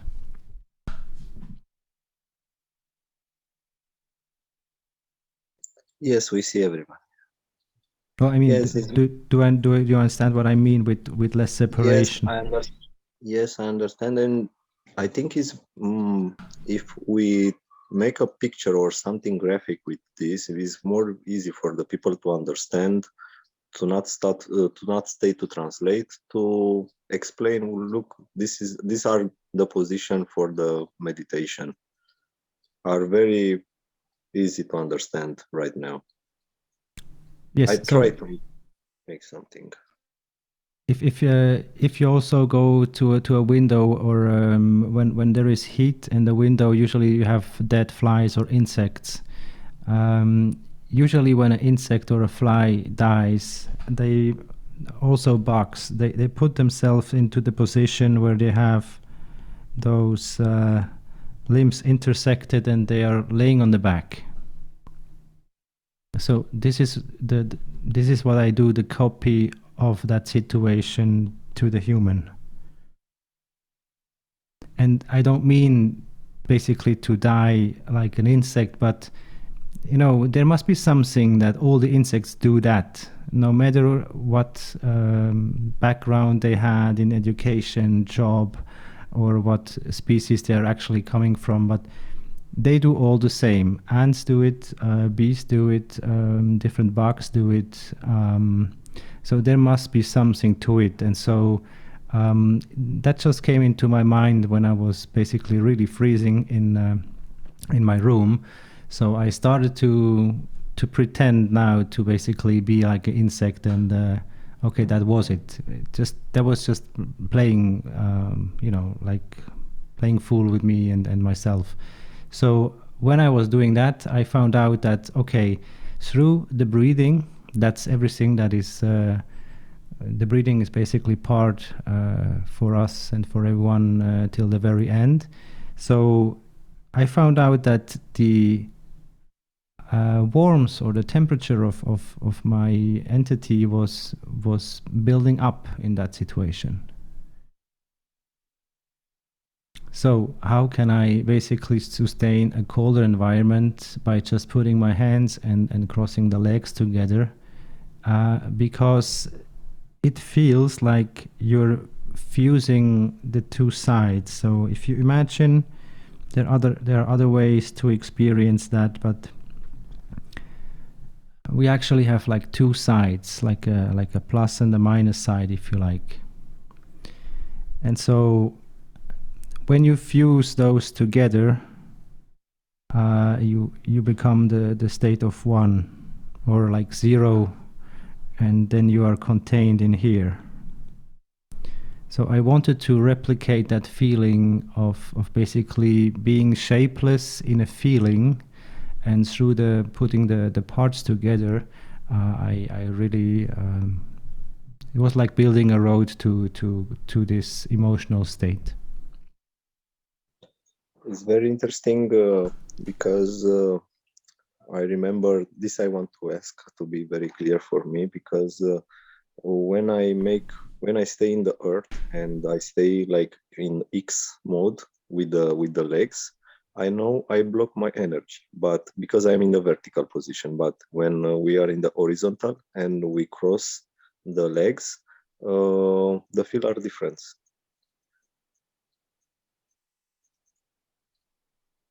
Yes. And, so yes. Also the ankles here, you have the pulse that you can feel here.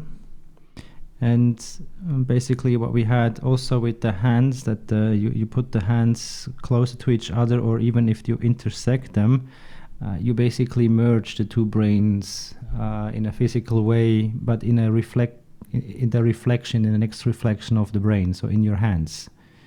And this then reflects back as a unified brain, to your soul, and that's basically like like you put yourself in an envelope, like Mr. Kesh likes to say. So that's like the envelope state.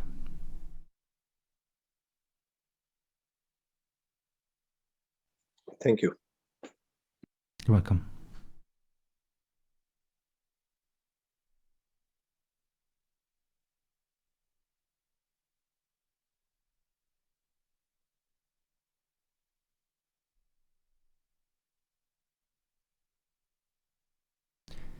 So if there is no other question, I will answer your question, Danilo and Konstantin. So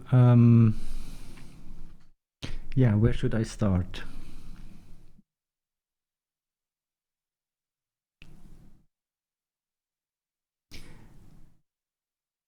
It was quite a ride to basically go to Linz. First, I booked the wrong Linz. There are two Linz. There is one in Germany and one in Austria. But it was basically a matter of minutes or 1-2 hours to decide whether we would go or not. And so I made a decision, and then I wanted to, put everything into place, and then I booked the wrong one. So 2 hours later, after the first booking, I went to the train station and asked the guy there if he can, change or whatever, transform the ticket into the other direction, because one would go up north and the other would go on to the east.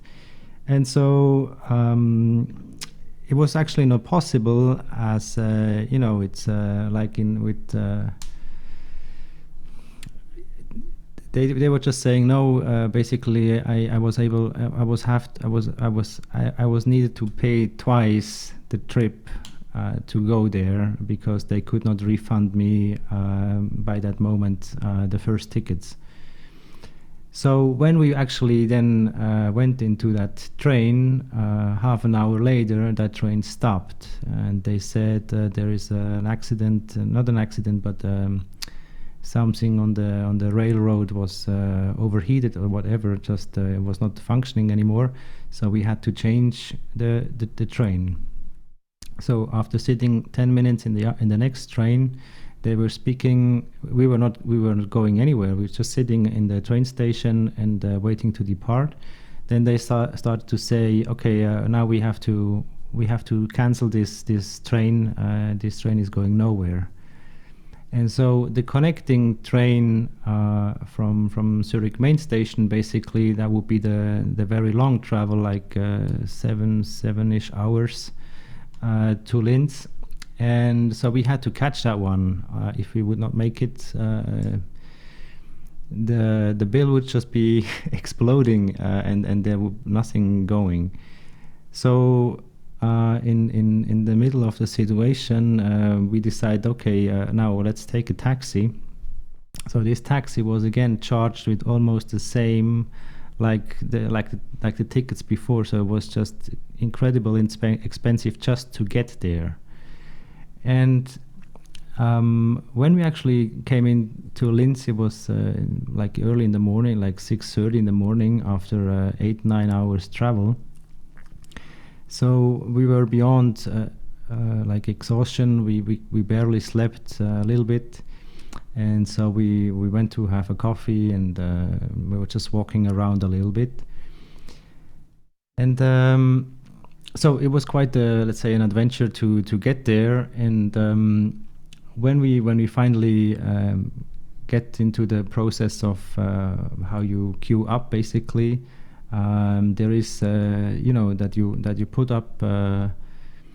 Basically, you write down what you are wishing for and how you would like to have an experience. And so I had so many things written down. I was not being really myself because of I don't know. It was just everything was going too fast And so I went in there, and I had so many intentions where I would like to go and what I could do and blah, blah, blah, and so on.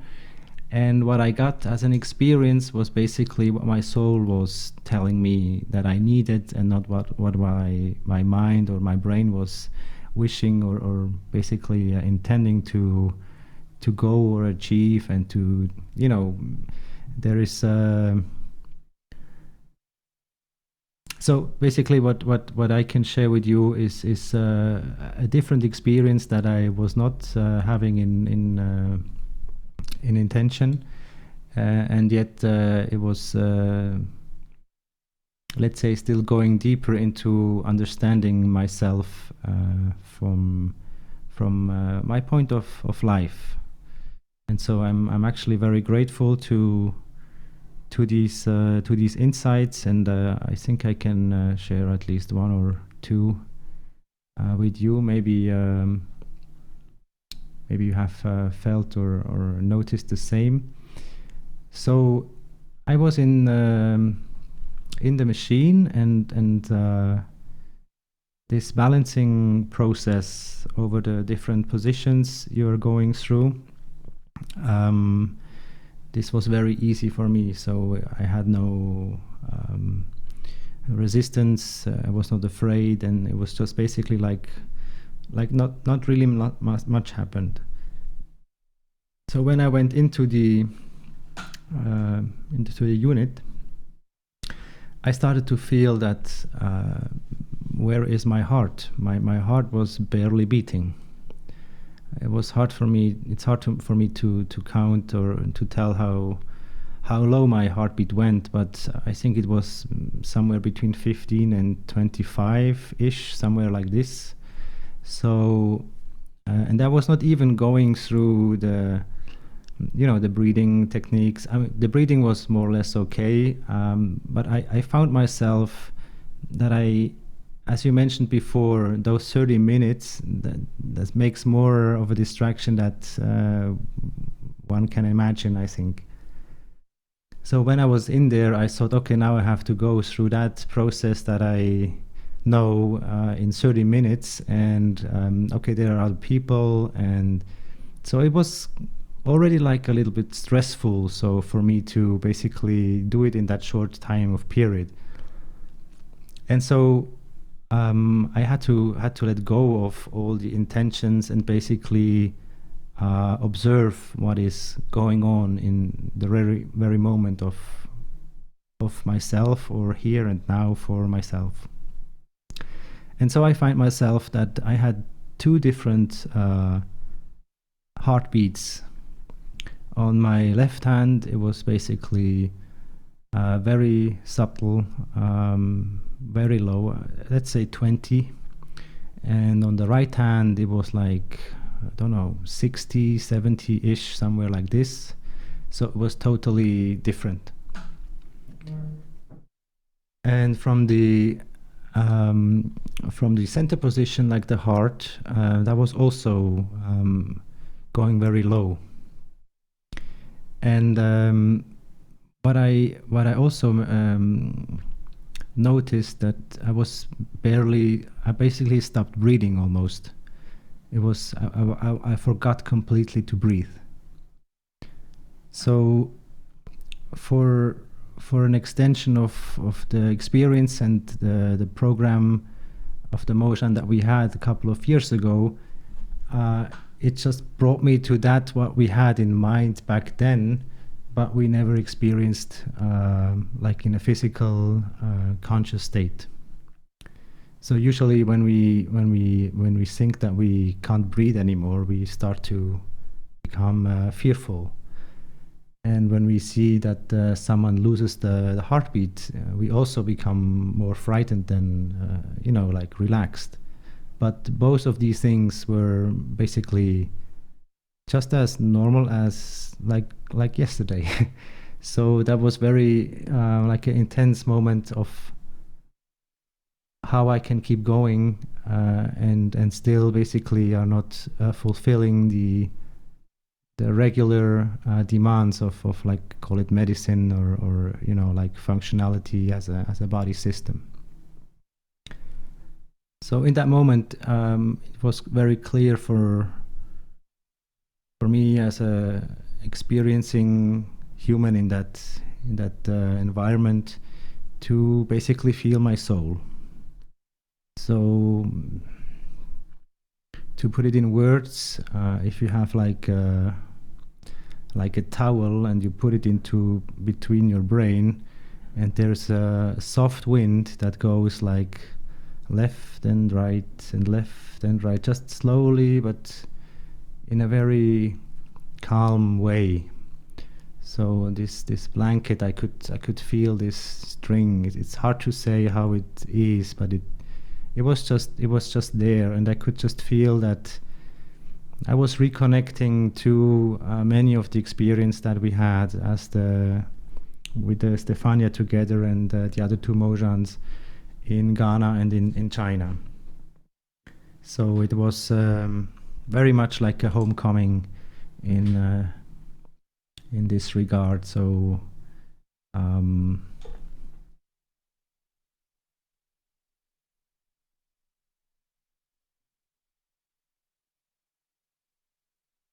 yes, I think that's the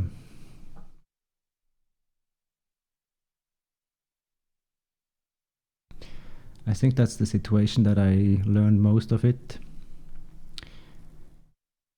And on the way back, there was another train station. I don't know why it was there, but it was I think it was still Austria or maybe Germany, Feldkirch. Not sure if I have to check it. But anyways, in that location on the train station, when I went out of the train, I was really like floating.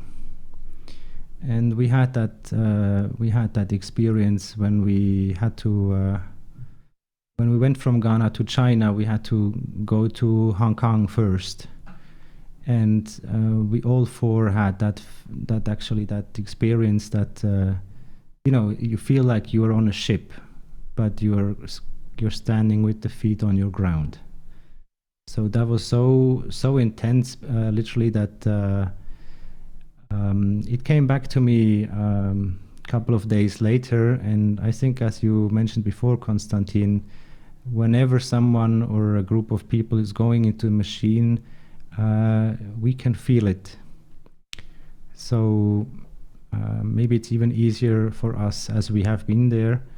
But yet to basically connect with everyone, this is that field state that we are able to, that we actually are part of and that we are sharing all the time. So the process of this floating state with open eyes and it's just for me an indication whenever there is another connection coming in and out of the system. So I think those are two, like, of the very physical way to see it. And on the other hand, I had just I barely remember them, but it was just so much joy in the dream state on the next couple of days and even yesterday again. So I just know for a fact that I am reconnected with my dream state in like in a full area of way. It's not one stream, but it's many streams. And so yeah, I'm looking forward to nourish this connection, and I hope that we can do this all together here in the training sessions on Mondays, sooner or later, as also the development is continuing to grow in Linz. And I'm looking very much forward for the transmutation, how you say, the next step of what is about to come.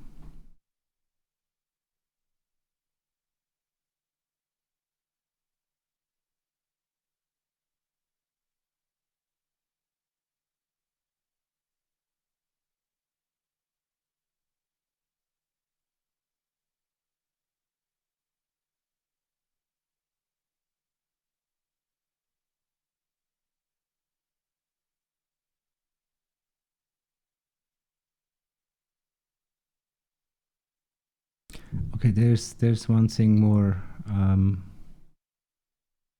going to share with you what could go wrong. So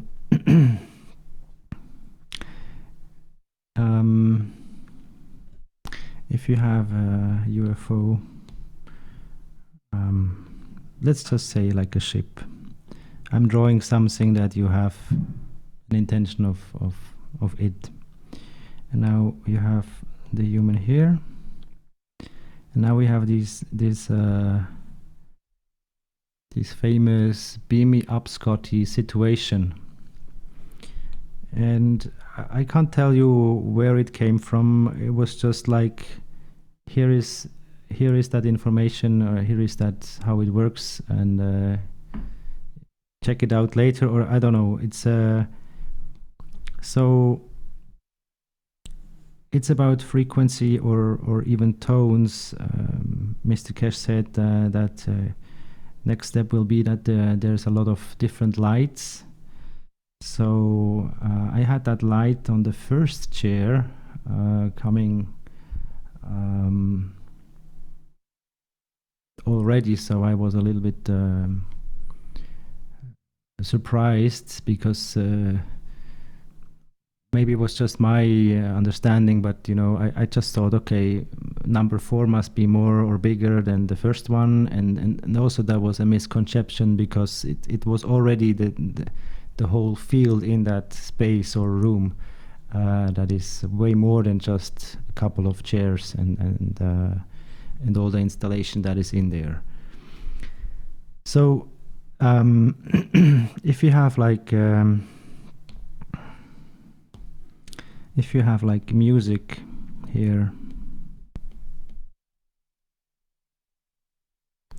and this music would go in some sort of circulation.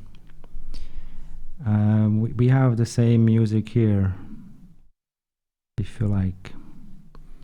So in the moment that this music matches this music, basically you will merge with the ship.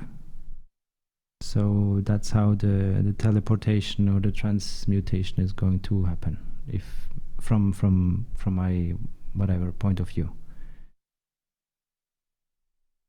So you have like a sequence of repeating tones, high-pitched tones, and if you can basically align to that, there will be no more difference between here and here. And that means you become one with the two.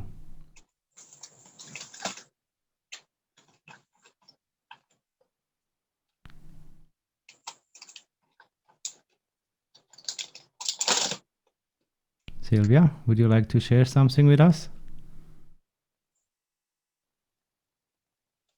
Oh no, sorry. I'm just have my handy on the hand, and I problem. pushed the button for. Sorry. It's okay. I'm hearing your voice. Thank you for everything. Thank you, Sylvia, for being with us. Thank you. Thank you all.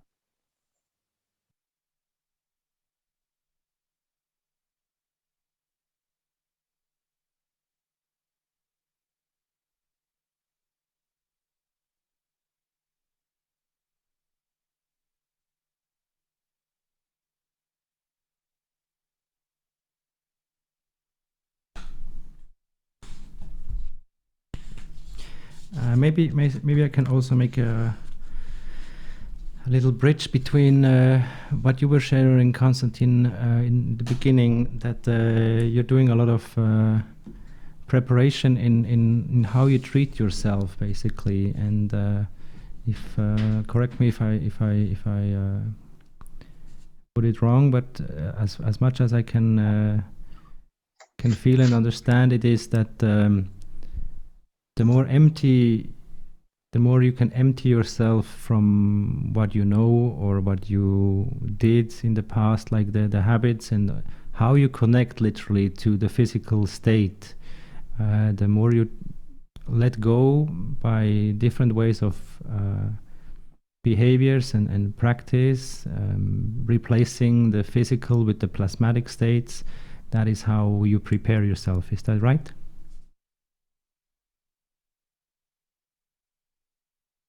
Yes, I prepared from 2016, 7 years ago, and in the next 2016, 2017, 17, I use a lot of plasma. I drink a lot of CO2 gas, zinc oxide, to balance my emotional. And in the next year, I was preparing to make the step to not eat for like 50 days for 1 year. One day I eat, one day I not eat, and I'm not eating the meat from 2010, and from 2016 I don't drink alcohol, I don't smoke, and I'm a vegetarian. Uh, I was vegetarian. I go to the vegan, and after this I go to the full more plasma. But after in the first years, when I drink a lot of CO2 gas to balance my emotional, I start a process for the next 3 years to one day I eat, one day I drink plasma, or I stay in the fields daily for 1 year. That means like 50 days for per year you not drink, you not eat anything. In the next year, 2 days I drink, 2 days I not, 2 days I eat, 2 days I not eat plasma. That means 100 days. And in the last year, year number 3 days I eat, 3 days only plasma. Then that means a half of year I not eating. And when I finish my process for these 3 years, I start to make the 21 days fasting. First 7 days only with distillate water. After this, in the day number 10, I don't drink, I don't need plasma, I don't need anything because I stay in the fields. In the fields from, don't matter is sunny day, don't matter is a rainy day, don't matter anything. Is if I can charge in the night, in the day, the same. And I made these 21 days to restart my cellular body and to have this experience to regenerate everything in me. And in the next months, in the first like 50 or 10 days, I not eat anything. I stay in this fasting process. And this was last year. This year's I stay the same, like, but this first 3 days in the month, I stay not eat, not drink. And I go like 10 days, 3 days black, not eat, not drink. After this, only drinks. Drink plasma water, tea, juicy, not soap cream or something to you, something food. And I'm very prepared because I test my body, I test with analyze, I see everything what's happened, and my body is very healthy. I attract very easy some viruses and bacteria because when they feel healthy body, they came very fast. And I finished right now the detox with CO2, zinc oxide, and copper oxide for 21 days. And for the moment, yes, I am in this process. I want to go in the only. I I say in Romania, I say I eating like a baby. Babies and I learn a lot from the babies when they are born. They are came on this planet. They have a special breathing, and they don't eat nothing solid. And I come back to these periods. I come back to be child, and to be free to choose what I need. If I want to eat something, French fry or something, or some bread with sandwich with vegan stuff, I don't know, or pasta, yes, I can eat. But I don't eat because I'm hungry. I eat because I want to feel the taste. When you are in the fasting after 3 days, first 3 days are very tough, but if you made this 3 nights and 3 days, in day number 4, you not feel hungry because we are connecting with the fields, and we have this opportunity with the plasma fields. It's more easy to make these steps because it's supporting you a lot with proteins, with vitamins, with minerals, because we know to making special gases. And I feel prepared because my guides prepare me for this, to purify, to start to elevate more, because we cannot have access to higher information, higher energy, if our body stay too attached to this physicality. But this process must be natural. For me, yes, I want to be captain, and was my intention when I start to be private student. When I apply, I told yes, I want to be a captain to the spaceship. Was my intention when I studied this technology from the 7 years ago. And what I see, I attract in my reality this test, and we'll see what's happened. But we learn in Romanian how to make this fasting only with water, and we try to connect our knowledge in this, because it's is a easy way to be healthy, to not and cheap way, because you need only water, and we have plasma water right now, and you not put a lot of energy to buy things to cook or to wash everything from the kitchen, and this energy is come back to you. And this is more interesting because you stay more time with you, and you not use with this energy you can use from other purpose. And this is interesting for me because I have a lot of energy right now. I'm my face is younger, my cellular body is like I have 41 year, but my cellular body have 30 years inside my biological body. That means I'm on the process of be young, because everything is from interior to exterior. But I test this, and I practice daily. I'm not a I don't have a special program for meditation or for something. No, I just contemplate. I go in the nature. I am in the fields. I cannot say if I drive my car. It's the same like I stay in the hammock in the park, because depends how you positioning your soul. But I learned how to positioning my soul and to be in the good frequency or balanced frequency, and I'm I'm more connected with everything. After the simulation test, I'm more connected with everything, and I am like a good server because I receive a lot of information. But to start to decode this information, because all we receive information, the information are, I think, in the front of us.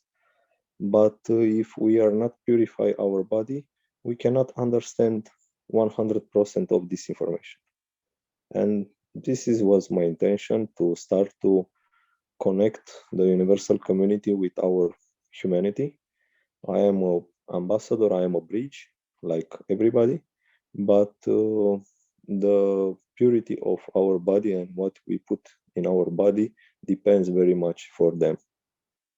because they giving us a lot of ideas, a lot of things, but we don't understand, because inside of us are other entities, and we stay maybe in acidic body, and we don't have alkaline body, and we don't have balance of emotional, and we not understand what universal community try to send us.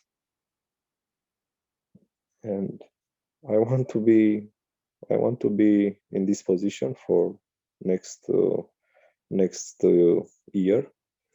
And if I want to eat something, I eat, but I don't eat too much what I see. I eat like 20% of what I eating 7 years before. For example, I am a cooker. I like to make something for my friends to eat.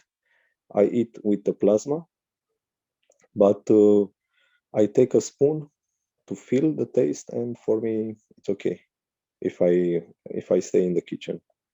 I'm not and when I feel, for example, for right now, I have in the refrigerator, I have honey. I made the honey with tahini, with sesame, and I make a mix with a little bit turmeric, because you feel after you drink a lot of tea and you drink a lot of water, you need inside your mouth some taste. And I jump in this bottle. I take a spoon of this honey mix, and it's very okay for me. And I'm not thinking to taste other things. But yes, it's a normal process for me. I'm not very strict. If I want to feel a taste, yes, I take this, because if I ignore this, I know the program come back with uh, more more taste. Yes, you need to taste this, you need to taste that. If I take a spoon of honey, it's okay for me. Thank you. It's very, very funny that you just mentioned this. This is what I call a dessert. I use like a peanut butter, honey, and some turmeric. It's almost the same, yes. It's the same. Yes, synchronicity. Yes. Thank you for sharing. Very beautiful. Yes. Yes. What is important when you are in the fasting, to not the digestion mode, to not starting. This I choose the honey with this stuff inside, because it's not something to start your digestion. And if you need to take something, take something. Uh, uh, Put a lot of time in the mouth, and after this, drink some liquids for the stomach to not recognize solid food, to be more liquid.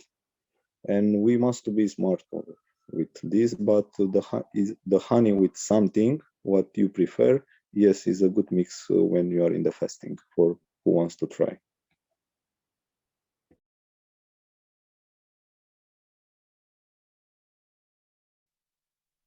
Thank you very much, Konstantin. Thank you.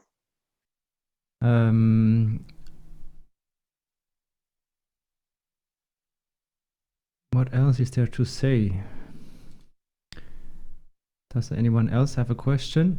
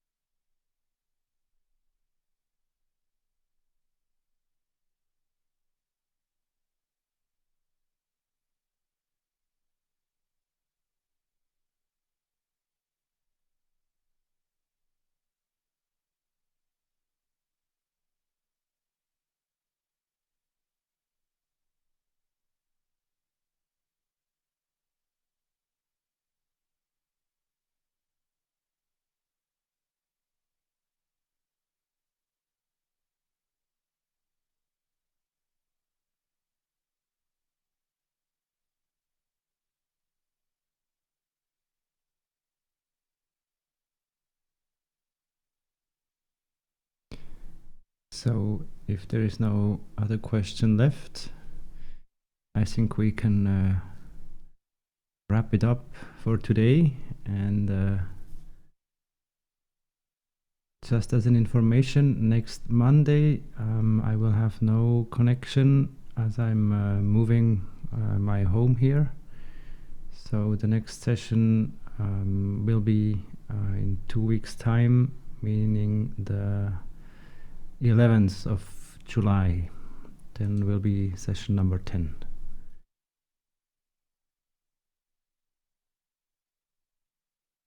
Thank you very much all for attending today, and it was beautiful to see that there are some things that we share without haven't thought about dessert or anything combination, how to put food together, and yet there is I think a lot of knowledge and in-depth view of how you experience your environment when you let go of the things that you have been doing for so many years.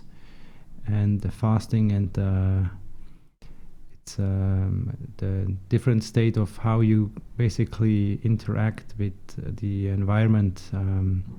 I think it's still a miracle how Mr. Kesh is doing exactly this process, but he must have different ways. And so I am pretty sure that there are many ways to become like a field absorber or a field generator in that way, a field transformer. And for me, it was also very helpful to find peace. It's actually also like a metaphorical state when you don't need to basically destroy the things that we are consuming and digesting.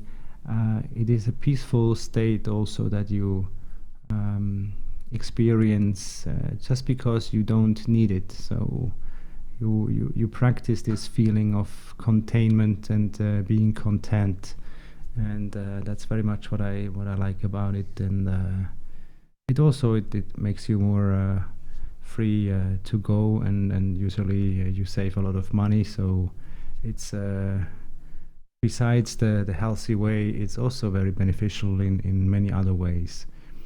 And what I would like to mention here for at the end, the biggest insight for me with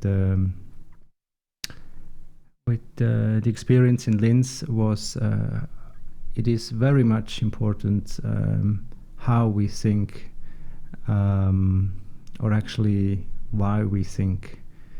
And so we have to find ways, and maybe you can find some way of becoming peaceful with the rain that I was implying. I didn't want to call it homework, but now I just did. If you can go through the state of falling drop, that could give you some further knowledge and insight from that point of view of being temporary something and then basically become something of a bigger environment. So thank you very much for coming tonight. I appreciate very deeply all of you to come here. And next time I hope that we can bring Stefania in time as well. And so we will see. Maybe she will host the session next Monday, or then we will meet in 2 weeks' time on the 11th of July again. I wish you all a beautiful night and sweet dreaming, or beautiful dreams, however you want to call it. And thank you for being with us here now. Hello.